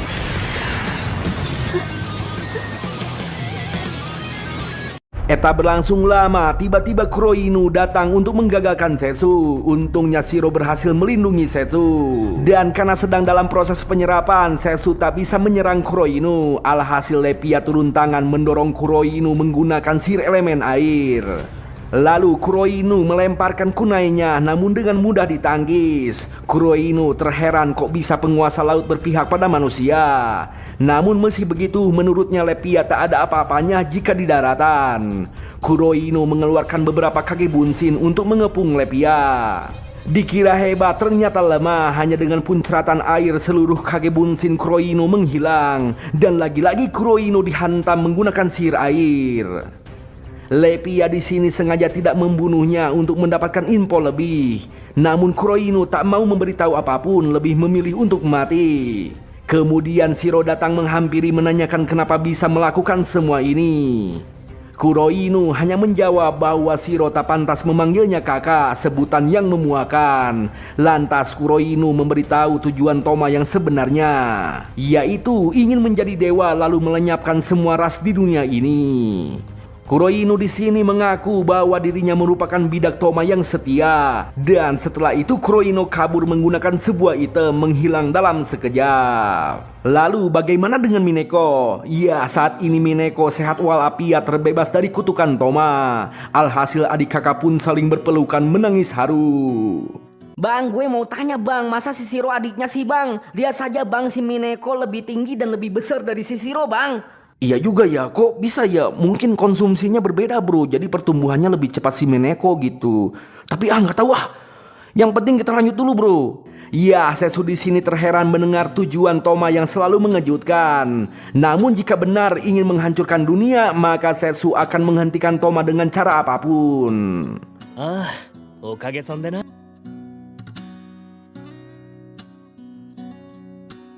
Kemudian Setsu dan Lepia berangkat menuju kota Regdom, melintasi sungai menggunakan perahu. Lepia heuai terus karena semalaman kagak jadi istirahat. Sungguh tadi sangka Shiro, Neko dan Mineko menunggu di depan sana. Ketika ditanya, mereka bilang ingin ikut membantu sebagai tanda balas budi. Dan mereka yakin dengan membawa manusia setengah binatang akan mudah memasuki kota Regdom. Shiro juga sebenarnya ingin bertemu Kuroinu sekali lagi karena ada suatu hal yang ingin ia tanyakan. Ya, karena Lepia setuju, Setsu setuju, dan tetangga juga setuju, termasuk saya juga setuju. Karena mereka ciwi-ciwi kawaii sangat diperlukan, jadinya mereka pun ikut berangkat. よし、出してくれ。 Di sisi lain, di ibu kota Regdam, lebih tepatnya kediaman Regulus sang raja binatang, para petinggi berdebat perihal perang yang telah terjadi antara ras manusia dan ras iblis. Salah satu dari mereka mengusulkan untuk menghancurkan dua ras itu sebelum menyerang negeri binatang. Namun yang lainnya tak setuju karena keamanan rakyat adalah yang paling utama dan hal tersebut merupakan martabat bagi para ras binatang. Namun martabat tersebut malah dianggap sebagai sikap yang lemah. Sebagai ras yang kuat tak seharusnya menunggu diserang lalu balik menyerang. Ya, sang raja hanya terdiam sambil mendengarkan pembicaraan mereka. Tiba-tiba Regulus merasakan kehadiran Setsu, begitupun Roa yang merupakan putrinya. Lantas Roa langsung pergi untuk menyambut Setsu. Kembali pada Setsu yang telah sampai di pintu masuk kediaman Regulus. Para penjaga tidak percaya dan tidak mengizinkan manusia masuk meski Setsu sudah bilang bahwa dirinya adalah kenalan Regulus. Bahkan Shironeko dan Mineko yang mencoba mengaku bahwa Setsu adalah majikannya tetap tidak diizinkan masuk. Namun tak berlangsung lama tiba-tiba ia muncul Roa sambil menginjak para penjaga. Dan karena saking rindunya dipeluklah itu si Setsu. Tapi malah ngeluarin cakar tuh. Sontak langsung dikunci sama si Setsu. Jelas Lepia terbengong, Shiro pun terbengong, dan Mineko pun terbengong. Pasti tetangga juga ikut bengongnya bang. Iya gitu sih. Kemudian Roa mengantar Setsu ke ruangan ayahnya sambil menempel gitu bro. Roa juga ingin mendengar kenapa Setsu menghilang selama 5 tahun lamanya. Dikelitikinlah itu dagunya, udah kayak ke kucing peliharaan aja bro. Sementara Shiro dan Mineko iri ingin digituin juga. Lalu bagaimana dengan Lepia? Ya si Lepia terlihat kesal sepertinya mau juga tuh. Eta berlangsung lama, sang raja datang rariwuh menyambut Setsu. Di Smackdown lah itu si raja. Meski lantainya retak, Regulus sangat senang kemampuan Setsu tetap saja kuat meski sudah menghilang 5 tahun lamanya. Iya, para ciwi hanya bisa terbengong sementara para petinggi di dalam terkapar kebanyakan minum. Kemudian sang raja mengenus Setsu lalu bilang penampilannya berubah namun baunya memang seperti Setsu. 当たり前だ。 Lanjut, para petinggi yang mabuk berat digotong lalu dipindahkan. Sementara sang raja begitu semangat ingin mengadakan pesta penyambutan bagi Setsu, yaitu pesta berduel. Jelas Setsu menolak karena urusannya saat ini sangatlah penting. Setsu memberitahu dalang di balik perang yang terjadi adalah ulah Toma. Setsu di sini meminta bantuan Regulus sebagai pejuang di balik layar. Tiba-tiba Roa menawarkan diri sebagai pengganti sang ayah. Regulus pun setuju karena Roa memiliki kemampuan yang memumpuni untuk membantu Setsu. Tiba-tiba ada seorang cowok datang lalu membantah untuk membantu Setsu yang merupakan manusia. Mari kita perkenalkan seorang tentara Zu Dorado bernama Luger. Luger menegaskan bahwa dirinya merupakan tunangan Roa. Gigi deglah itu si Roa. Luger juga menegaskan bahwa pahlawan Setsu yang menghilang belum tentu memihak pada ras binatang. Maka dari itu tak seharusnya ras binatang bekerja sama dengan ras lain.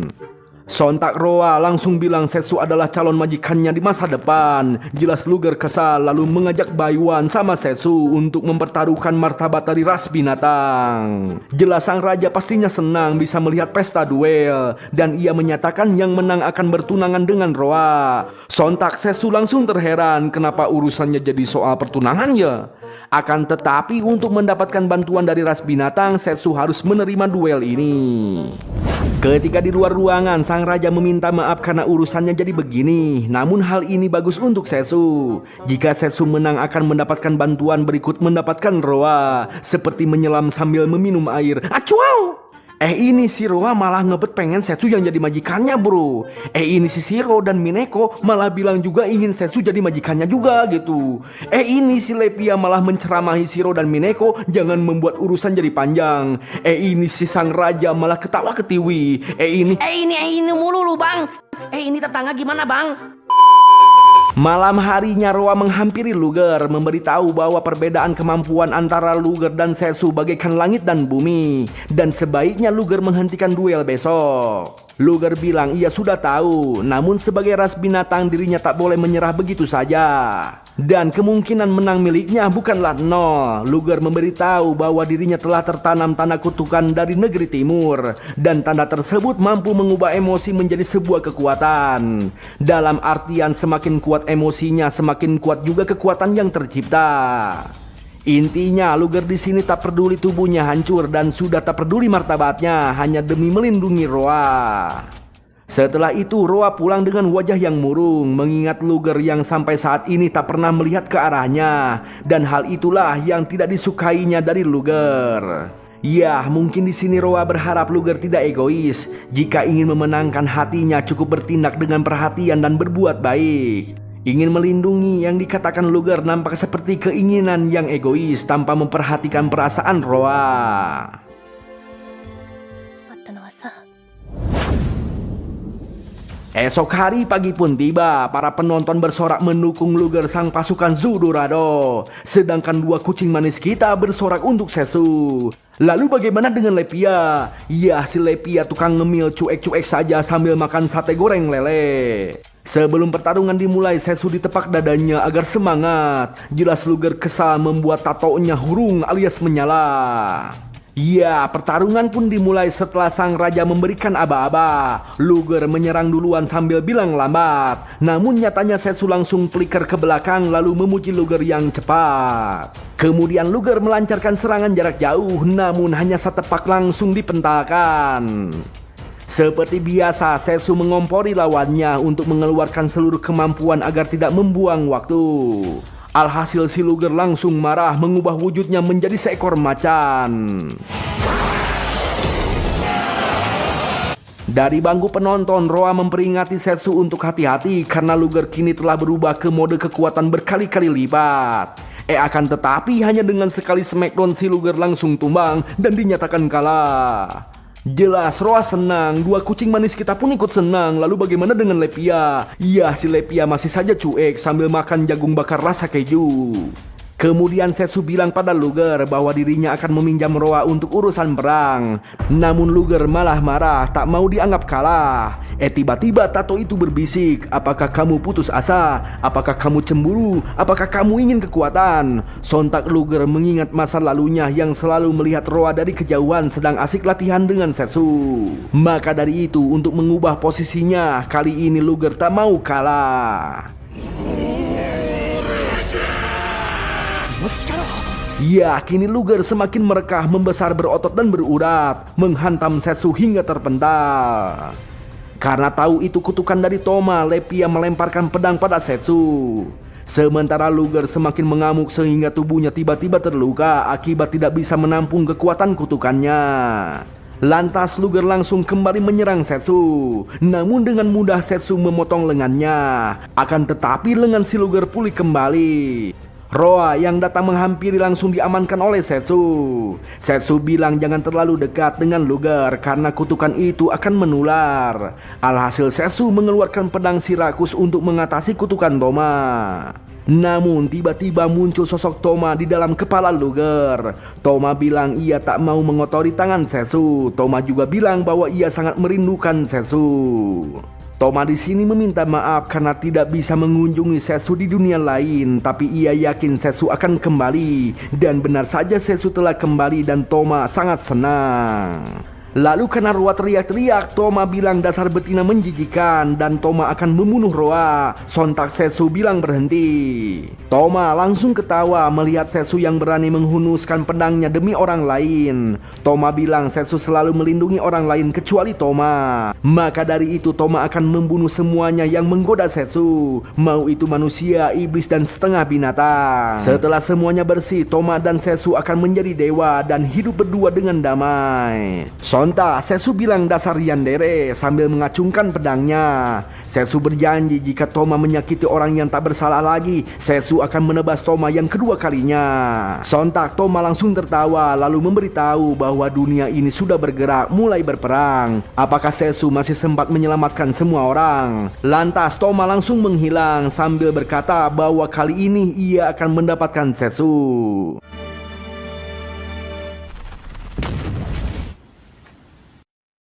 Setelah itu Sesu menghampiri sang raja berkata bahwa saat ini bukan waktunya untuk berduka, bukan waktunya untuk menundukkan kepala, melainkan saat ini ras binatang harus menuju benua iblis untuk menghentikan Toma. Sontak sang raja memberitahu bahwa kapal menuju benua iblis akan disiapkan besok. Sementara tentara Zodorado akan pergi menyusul setelah melakukan persiapan. Sementara Roa merenungkan kejadian ini dan ketika Setsu datang menghampiri, sontak Roa berkata bahwa saat ini bukan waktunya untuk berduka.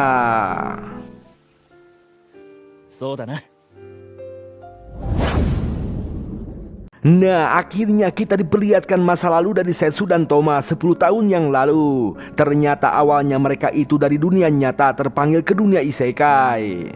Sang raja menyambut mereka berdua sebagai penyelamat Distinia yang telah dikirim oleh sang dewa. Setsu jelas komplain dan tak setuju karena hal ini terlalu tiba-tiba dan tak seharusnya menimpakan semua beban terhadap Setsu dan Toma yang tak tahu apa-apa.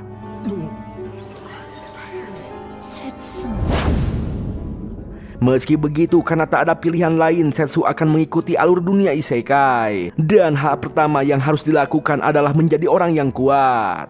Toma mengeluh bahwa dirinya masih takut tak mau membunuh ataupun dibunuh dalam pertempuran di dunia asing ini. Lantas Setsu mengajak Toma untuk berjuang bersama karena tak ada pilihan lain. Setsu menegaskan selama kita bertahan hidup semuanya akan berjalan lancar.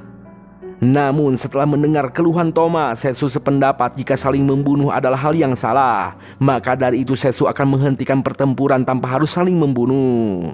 Toma bilang itu tidak mungkin. Sontak Setsu berkata bahwa sebelum kita mencobanya maka kita takkan tahu. Maka dari itu Setsu akan mencobanya dan berjanji akan melindungi Toma. 約束だよ節 Setelah beberapa hari, Setsu berencana akan keliling dunia ini untuk mencari tahu akar permasalahan yang terjadi. Lebih tepatnya Setsu ingin melihatnya dengan mata kepalanya sendiri, bukan opini. Sebelum Setsu pergi, Toma berjanji pada Setsu bahwa dirinya akan terus berlatih menjadi kuat dan akan ikut bertempur. 不足だ。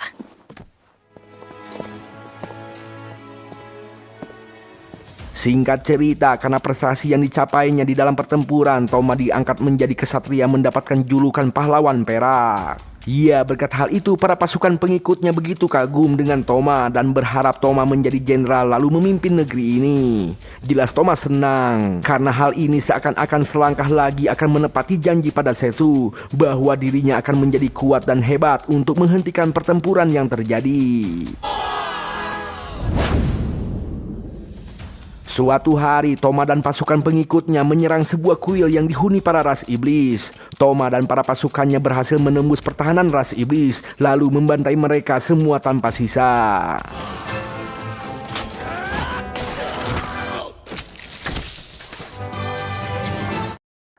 Namun ketika akan pergi, sebuah patung tanpa kepala berbicara pada Toma bahwa orang yang lemah menyedihkan tak seharusnya ada di dunia ini. Si patung bisa melihat isi hati Toma yang diselimuti kecemburuan, keputusasaan, kebencian, dan kelemahan. Toma pergi tak peduli perkataan si patung yang gak jelas. Tapi ketika si patung berbicara bahwa dirinya tahu keinginan sejati milik Toma, sontak Toma langsung teringat janji dengan Setsu, berbalik dan bertanya kenapa bisa tahu. Kemudian si patung menawarkan sebuah kekuatan takdir pada Toma untuk mewujudkan keinginannya itu. Sontak Toma teringat lagi tentang Setsu. Alhasil Toma tergiur ingin memiliki kekuatan tersebut, lalu mengambil leontin yang dipegang oleh si patung.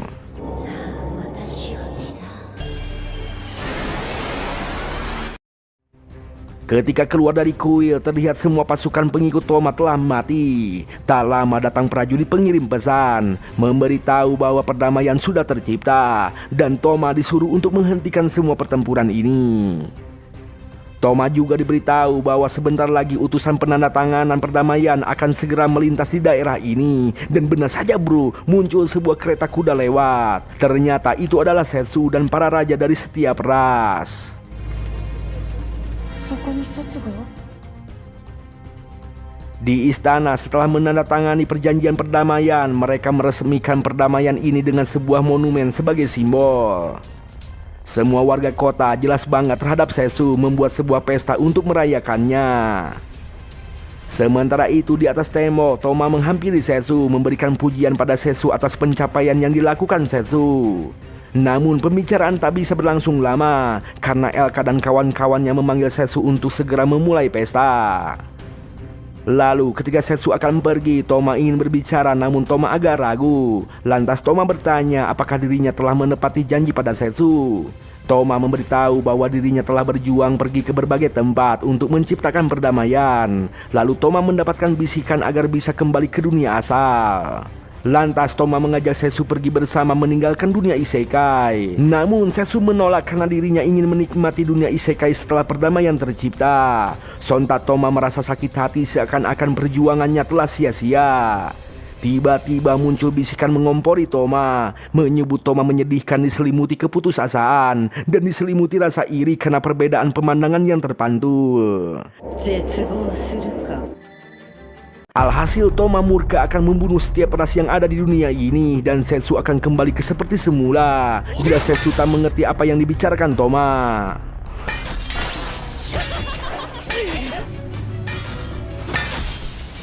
Toma menegaskan bahwa Setsu hanya boleh memperhatikan dirinya dan jika ada orang yang merebut Setsu maka harus dibunuh. Toma terus berkata bahwa dirinya akan membunuh orang-orang yang menghalangi dan menghasut Setsu. Jelas Setsu tak terima akan hal itu lalu berusaha menghentikan Toma.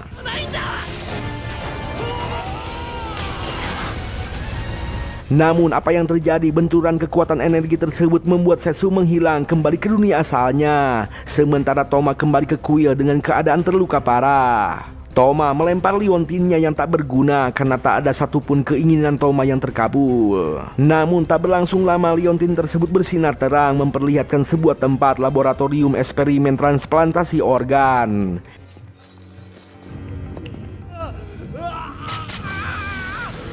すぐにもう一匹の魔装も 絶対にやだよ。 Ya, mereka yang terlihat frustasi akan kekejaman dunia ini membuat Toma bersemangat kembali, seolah-olah telah memiliki teman yang bernasib sama. Alhasil Toma menghancurkan tempat itu lalu menolong para korban eksperimen. Lantas Toma mengajak mereka untuk membuat sebuah kelompok dengan tujuan menghancurkan dunia yang dipenuhi keputusasaan, lebih tepatnya dunia yang telah menolak keberadaan mereka.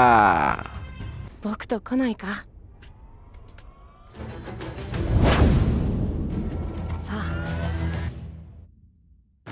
Kembali pada masa sekarang, para ras manusia mulai bergegas untuk menyerang negeri iblis. Tia merasakan mana Toma di benua iblis, itu artinya musuh yang sebenarnya bukan ras iblis melainkan Toma. Namun jika dirinya menyatakan bahwa Toma adalah dalang di balik semua ini, pastinya para prajurit akan percaya. Bahkan Tia bisa dianggap sebagai mata-mata. Sontak Yuhi menegaskan bahwa Setsu di luar sana pasti sedang berjuang. Yuhi yakin dan percaya Setsu akan datang. Alhasil Elka bersemangat dan berinisiatif bahwa yang harus dilakukannya saat ini yaitu mengelur waktu sampai Setsu tiba. Dia juga menegaskan untuk berusaha mengurangi jatuhnya korban jiwa.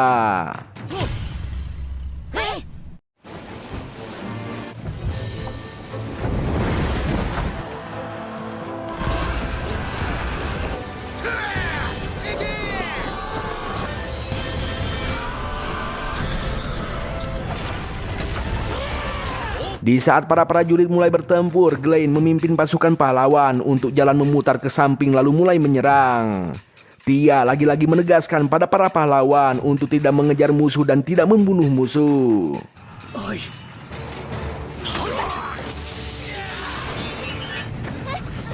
Salah satu pahlawan menangis tak bisa melakukan apapun karena takut dengan pertempuran ini.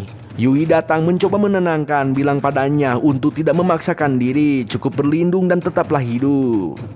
Tak lama terlihat para pahlawan menangkap salah satu pasukan iblis. Mereka tak punya pilihan, harus membunuh sebelum dibunuh. Sontak Yuhi menghentikannya, tak baik membunuh musuh yang sudah tak bisa melakukan perlawanan. Tiba-tiba terdengar suara tertawa mentertawakan sikap Yui, di mana jika tidak membunuh maka beginilah akibatnya.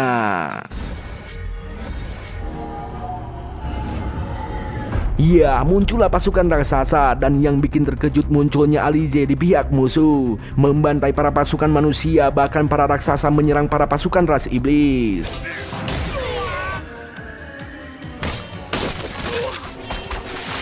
Sontak Elka membekukan para raksasa lalu dieksekusi oleh Glenn. Melihat darah yang mengalir, kini mereka baru menyadari bahwa di dalam raksasa itu adalah manusia. Tak lama muncul Meluar mentertawakan semua ini, terutama mentertawakan teman Setsu yang sudah dijadikan sebagai bonekanya. Jelas Elka murka langsung menyerang namun dihadang oleh Alize. Kemudian Meluar memanggil para monster yang dibentuk dari darahnya.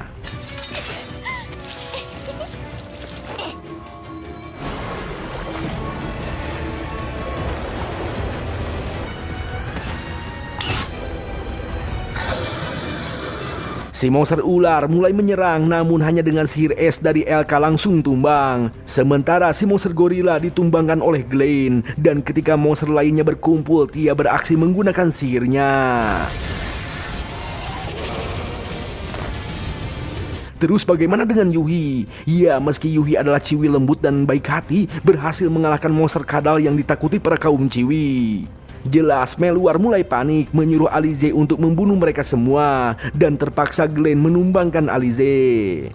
Setelah itu Elka langsung menusuk Meluar tepat di jantungnya. Menurut Elka, hal itu adalah harga yang setimpal bagi orang yang telah mempermainkan nyawa orang lain.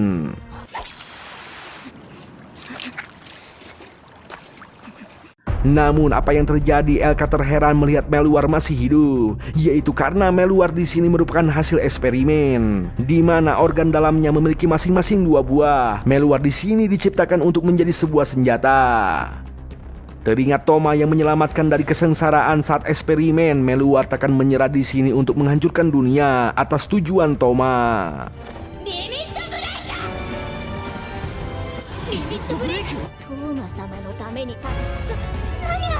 Ya, Meluar menggunakan sihir limit break menciptakan Chimera lalu menyatu. Dalam artian sihir ini adalah sihir terakhir dengan sebuah pengorbanan, yaitu nyawa. Lantas Meluar mulai menyerang. Yuhi dan Tia sebagai mage mencoba menahannya. Ya, serangan Meluar memang bisa ditahan. Pertanyaannya, sampai kapan Yuhi dan Tia bisa bertahan? Seperti yang kita lihat, Tia mulai lelah, kehabisan mana. Sementara Elka dan Glenn tak bisa melakukan apapun. Namun apa yang terjadi? Alize bangkit kembali menyerang Meluar secara diam-diam dari belakang. Ya, Alize di sini menangis tak tega membunuh Meluar yang pernah ia anggap sebagai adik. Perlahan Chimera dan Meluar mati berubah menjadi batu. Dan saat ini Alize yang telah terluka parah diamankan oleh Elka dan Glenn. Dikira sudah berakhir, muncul lagi anak buah Toma. Elka, Glenn, dan Thea sudah kelelahan, tak sanggup bertarung. Dan meski diselimuti rasa takut, Yuhi yang masih memiliki mana langsung pasang badan bersiap melawan. Yuhi yakin bahwa Setsu juga akan melakukan hal yang sama demi rekan-rekannya. Tak berlangsung lama, Yuhi senang merasakan kehadiran seseorang yang sudah lama tak bertemu, yaitu Setsu.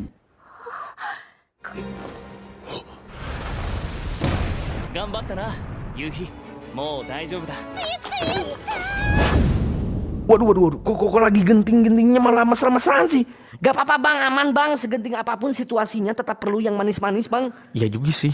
Enggak gitu.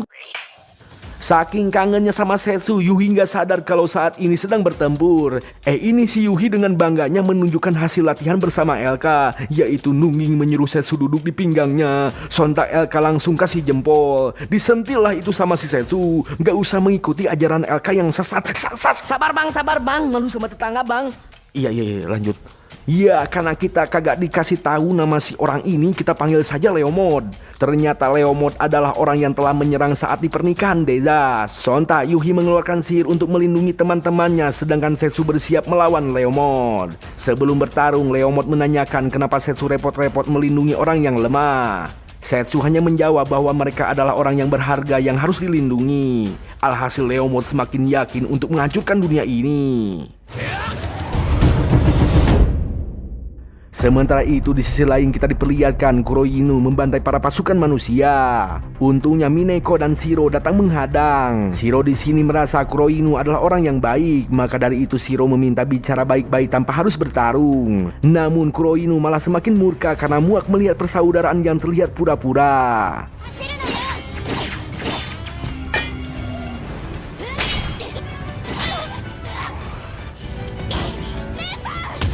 Ya, dengan serangan lutut dari Mineko akhirnya Kuroinu tumbang. Namun itu bohong, karena Kuroinu masih bisa bangkit menyerang mengikat Mineko dengan tubuhnya yang sudah dimodifikasi.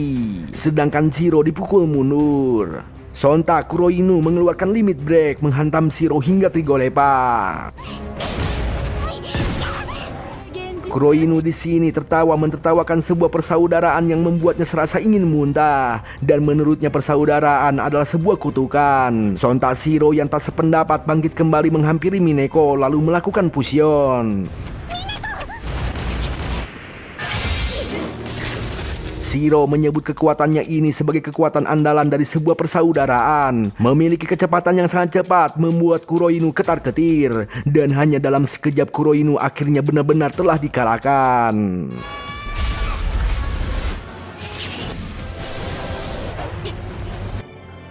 Lagi-lagi Kuroinu berkata bahwa ia mual melihat sebuah persaudaraan. 仲良し姉妹な行くのです峰子。 Di sisi lain lagi kita diperlihatkan anak buah Toma menyerang para pasukan manusia bernama Pirdos. Tak lama muncul Roa untuk mengatasinya. Roa menyuruh para pasukan untuk mundur dan saat ini para pasukan Zou Dorado akan membantu. Pirdos dengan bangga memberitahu bahwa dirinya adalah hasil eksperimen memiliki tubuh seksi sekeras baja dan ia sangat bahagia telah diselamatkan oleh Toma. Jelas Roa di sini marah karena Toma memiliki tujuan yang jahat, yaitu menghancurkan dunia ini. Pirdos bertanya, terus masalahnya apa? Orang yang kuat sudah sewajarnya ingin mendapatkan apa yang diinginkan, seperti halnya orang-orang yang melakukan eksperimen, termasuk Rouga. Sontak Roa marah langsung menyerang. Namun serangan Roa tak berpengaruh terhadap Pirdos. Yang ada kaki Roa kini terluka. Meski begitu, mau sekuat baja tubuh si Pirdos, Roa akan terus menyerang hingga menghancurkannya. Karena kesal mendengar dan menganggap Roa bodoh, Pirdos mulai menyerang.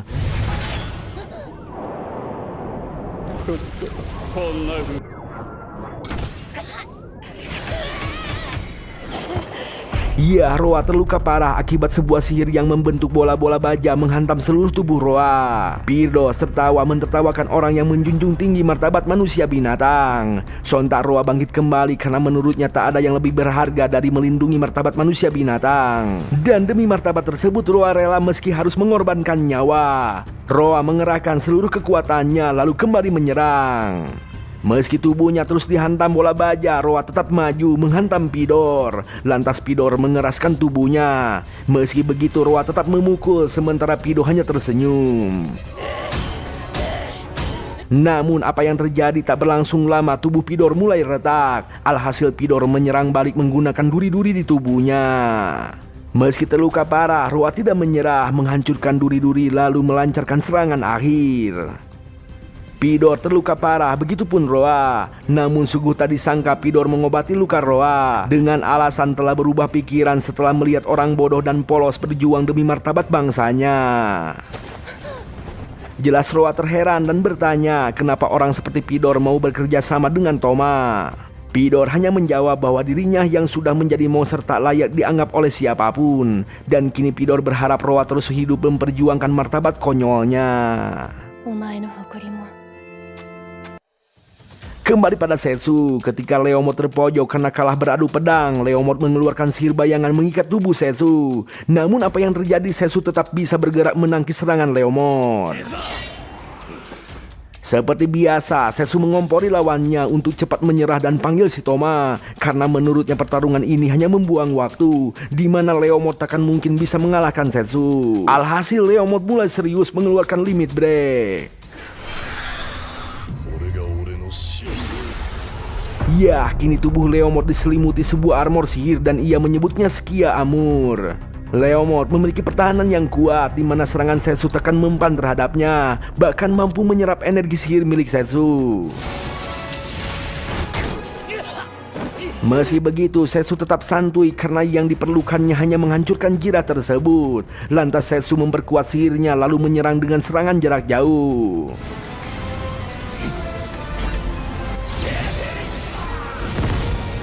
Alhasil kini jirah milik Leomord telah hancur. Setsu memperingati untuk tidak bertindak lebih jauh jika tidak ingin mati. Sontak Leomord berkata bahwa dirinya sudah tak peduli dengan nyawanya sendiri. Karena menurutnya sudah tak ada lagi tempat untuk hidup. Maka dari itu gugur dalam pertempuran adalah pilihan yang bisa menyelamatkannya.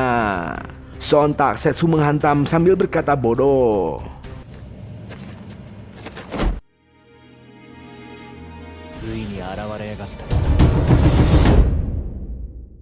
Di sisi lain, lebih tepatnya di istana Raja Iblis, Lepia menghampiri Dejas. Dejas senang dengan keadaan saat ini di mana para anak buah Toma telah dikalahkan. Akan tetapi tak berlangsung lama muncul Toma yang telah membantai para penjaga istana. Toma menyatakan bahwa dunia ini tetap akan hancur. Kemudian Toma mengeluarkan sihirnya menyudutkan Lepia dan Dejas dengan mudah.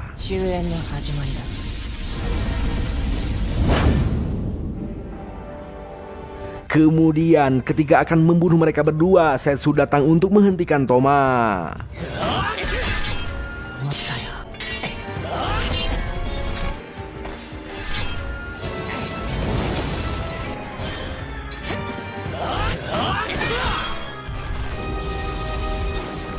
Lepia dan Dejas terheran melihat pertarungan dua pahlawan di level yang berbeda. Dan ternyata pertarungan barusan hanya sekedar pemanasan bagi Setsu dan Toma. Lantas Toma mulai menyerang kembali dengan sihir, namun semuanya ditangkis dengan mudah. Ketika Setsu lengah, Toma menyerangnya dari belakang.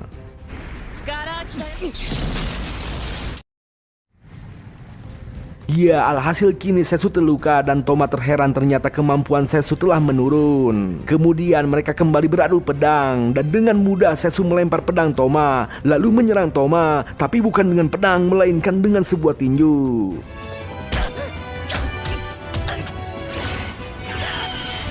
Toma merasa pertarungan ini tak ada gunanya, maka dari itu Toma akan mempercepat kekalahan Setsu. Toma mengubah pedangnya membentuk sebuah pistol lalu mulai menembak.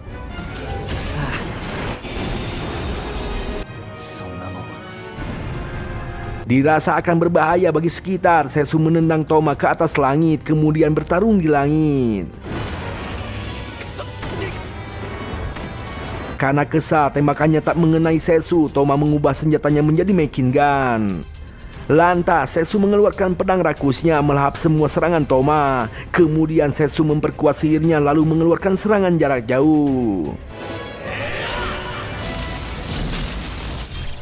Setsu berkata lebih baik Toma menyerah karena semua anak buahnya telah ditumbangkan. Kemudian ketika melihat rekan-rekan Setsu, sontak Toma teringat masa lalu ketika Setsu selalu mengabaikannya. Dan saat ini serasa terulang kembali. Lantas Toma murka mengeluarkan sihir limit break.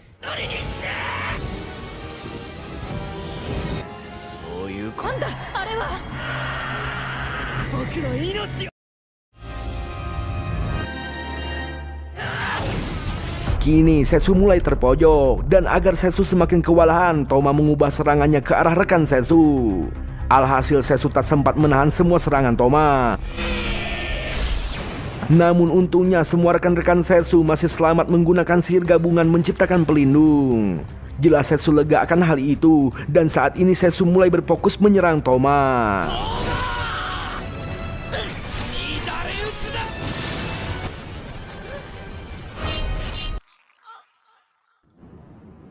Toma yang kalah kembali mengenang masa lalu, lebih tepatnya perihal janji yang pernah diucapkan Setsu yang akan melindungi Toma. Alhasil Toma semakin murka meluapkan energi sihir yang tercipta dari sebuah liontin, bahkan menciptakan senjata sniper ukuran raksasa.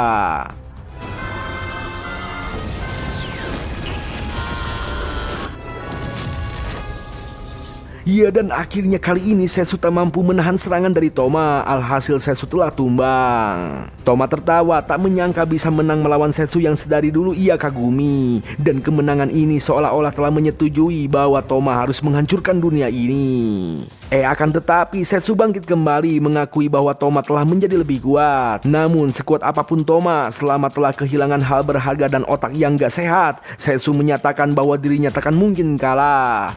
Lantas Setsu menunjukkan sihirnya, mengurung Toma di dalam sihir dimensi. Setsu tersenyum sambil mengatakan bahwa dirinya adalah pahlawan, sudah jelas bisa menggunakan sihir seperti Toma. Lantas Setsu mengeluarkan sihir pelahap untuk mengakhiri semua ini.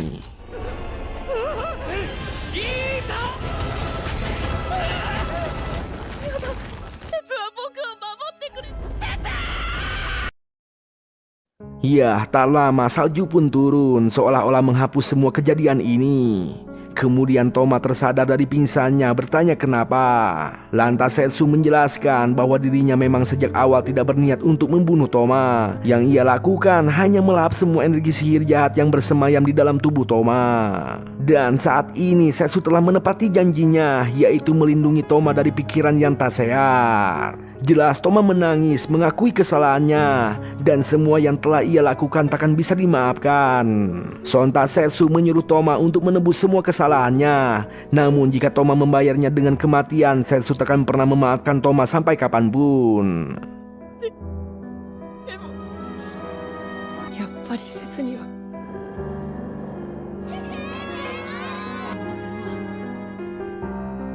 Singkat cerita, Toma telah dikurung di dalam sebuah penjara. Setsu dan para raja datang berkunjung memberitahukan vonis hukuman untuk Toma, yaitu membuat sebuah sihir teleportasi untuk mengembalikan seluruh siswa pada dunia asalnya. Jelas Toma terheran kok cuman itu hukumannya. Dejas pun menjelaskan sesudah menggunakan seluruh mana untuk membuat sihir teleportasi, Toma akan menjadi manusia biasa tanpa sihir. Dan hal itu tekan lagi menjadi ancaman bagi negeri. Namun jika Toma tetap melakukan kejahatan, Setsu dan para raja takkan segan-segan membunuh Toma. Dejas memberitahu bahwa hukuman tersebut merupakan rekomendasi dari Setsu. Alangkah lebih baiknya Toma berterima kasih pada Setsu. Sontak Toma kembali menangis, lagi-lagi Setsu telah menepati janjinya. Ya, alhasil kini Toma mengirim semua siswa ke dunia asalnya. Kemudian Toma pamit pada Setsu bahwa dirinya akan berkelana melihat dunia ini dengan mata kepalanya sendiri, seperti yang telah dilakukan oleh Setsu. ああ、またな。 Dan cerita pun ditutup dengan kepergian Setsu yang akan berpetualang melihat indahnya dunia isekai. LK menangis pengen ikut tapi tak bisa karena banyak tugas kerajaan yang harus dikerjakan. Akan tetapi ternyata Yuhi tidak kembali ke dunia asalnya, lebih memilih berpetualang bersama Setsu keliling dunia isekai menikmati perdamaian yang sudah mereka perjuangkan. Setsu menemui Lepia dan lagi-lagi Lepia gelut melawan cumi-cumi, sedangkan Setsu dan Yuhi hanya menonton. Kemudian Setsu dan Yuhi menemui Dejas yang sedang sibuk melakukan pemulihan kotanya yang telah hancur. Sementara Ruri sibuk berdagang jualan goreng cumi-cumi. Setelah itu Setsu mengunjungi negeri setengah binatang. Kali ini Setsu disambut 3 ciwi yang telah menjadi komandan pasukan Zudorado. Terakhir, Setsu dan Yuhi mulai berkelana mencari tempat-tempat indah yang tak pernah dikunjungi selama di dunia isekai. Tamat ending yang memperdamaikan.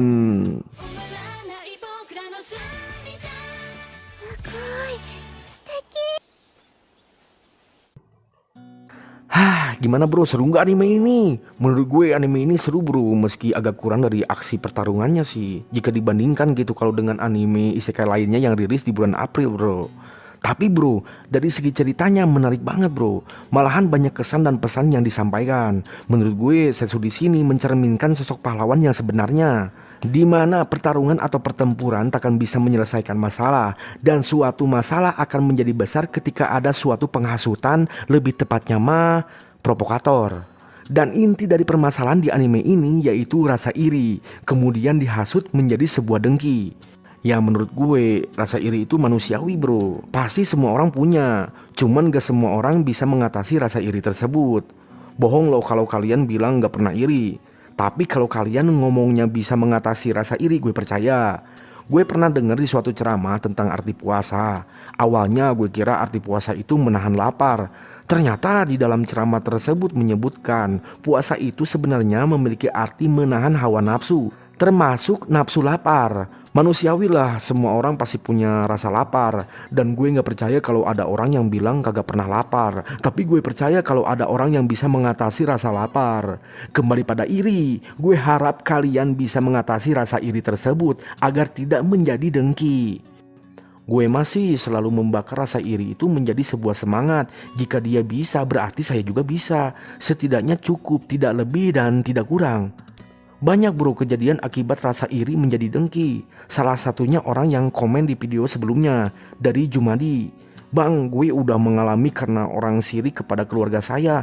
Jadi keluarga saya dihancurkan, tapi alhamdulillahnya tidak ada korban dari keluarga saya. Sebenarnya gue juga pernah ngalamin, cuman gak separah itu. Gue dulu pernah ngewarung, kalian pasti tahu lah kalau ngikutin channel ini dari awal. Nah, warung gue tuh rame, tiap pagi yang belanja tuh sampai ngantri, paciweh lah. Gak aneh bro, kalau perdagangan orang yang sirik atau iri tuh selalu ada. Namun yang gue gak habis pikir, itu yang iri jadi dengki. Jadi ceritanya gini bro, gue pernah nemu di depan warung gue ada lebih tepatnya mah tai lah, dikresekin bro. 2 kali gue nemu itu, selang waktunya lumayan cukup lama lah. Kalau yang naruh tanah kuburan dan bangkai tikus gue nggak heran, bisa jadi itu karena apalah atau nggak sengaja. Tapi kalau soal tai itu pasti sengaja bro, mau alasan apapun itu sengaja. Nah, gue sempat kena mental, malas ngewarung, bahkan warung gue jadi sepi. Gue bertanya-tanya apa itu karena tai gitu ya. Ternyata setelah gue selidiki, tanya-tanya ke warga sekitar, tahun 2016 sampai 2017 tuh pemecatan massal. Pelanggan gue rata-rata kebanyakan pegawai pabrik. Mereka semua dipecat, bahkan yang sudah jadi karyawan lama dipensiunkan tanpa ada pesangon sepeser pun. Bukan hanya di pabrik saja, perusahaan kecil dan besar sedang melakukan pengurangan pekerja. Omset gue tuh turun hampir setengahnya. Di situ gue bangkit lagi, nggak percaya soal ya. Nih ini mah ya gue kasih tahu pada orang-orang yang sirik dan dengki. Sumpah demi apapun gue gak bohong, gue berhasil naikin omset warung lagi bro. Bukan dengan cara lempar bro, tapi gue berpikir membuat suatu voucher berisi hadiah setiap pembelanjaan dan akan diundi akhir tahun. Hadiahnya itu peralatan rumah tangga, lumayan banyak lah. Periodenya selama 8 bulan. Kalau kalian nanya itu rugi bagi gue, kagak bro. Karena gue sisipin 1% keuntungan dari setiap voucher yang didapat. Alhasil warung gue rame lagi bro, tanpa lempar Buat apa lempar nggak ngaruh anjir. Sudahlah, bagi orang yang sirik dan dengki, cepat sadar jangan melakukan hal yang di luar nalar. Justru itu merugikan diri lu sendiri. Nanti pemikirannya itu jadi stuck dan loading gitu bro. Waduh maaf nih, malah jadi curhat. Bukan bermaksud menggurui ya. Gue mah hanya menceritakan apa yang gue alami. Semoga saja jadi contoh yang baik bagi generasi-generasi muda. Agar terus bersaing dengan sehat. Buktikan kelayakanmu, asah kemampuanmu dalam profesi apapun. Jangan lupa subscribe. Jangan lupa Changcut Ban. Dari dimensi anime tembus ke Donghua, sajikan cerita video sepenuhnya. Ini alur Bang Ultra beda dari yang lain. Kalian bisa nonton detail, kita play videonya. Lo yang di sana nonton santai aja, gue yang gas storynya siap berkelana. Ambil kopi dulu, kita gas sampai kelar. Spam emoticon biar suasana makin liar. Kalau relate share ke mantan gak apa, bebaskan aja. Bahasan lengkap bukan sekadar asumsi liar. Asli darah cerita kita beda dari yang biasa. Jangan skip momennya, tangkap esensinya. Bang Ultra bawa sensasi tak terduga.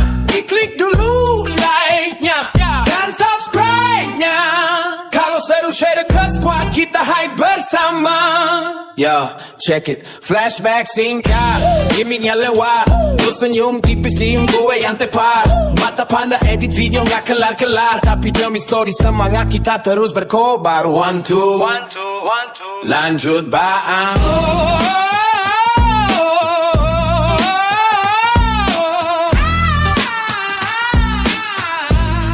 Yo, jangan lupa subscribe.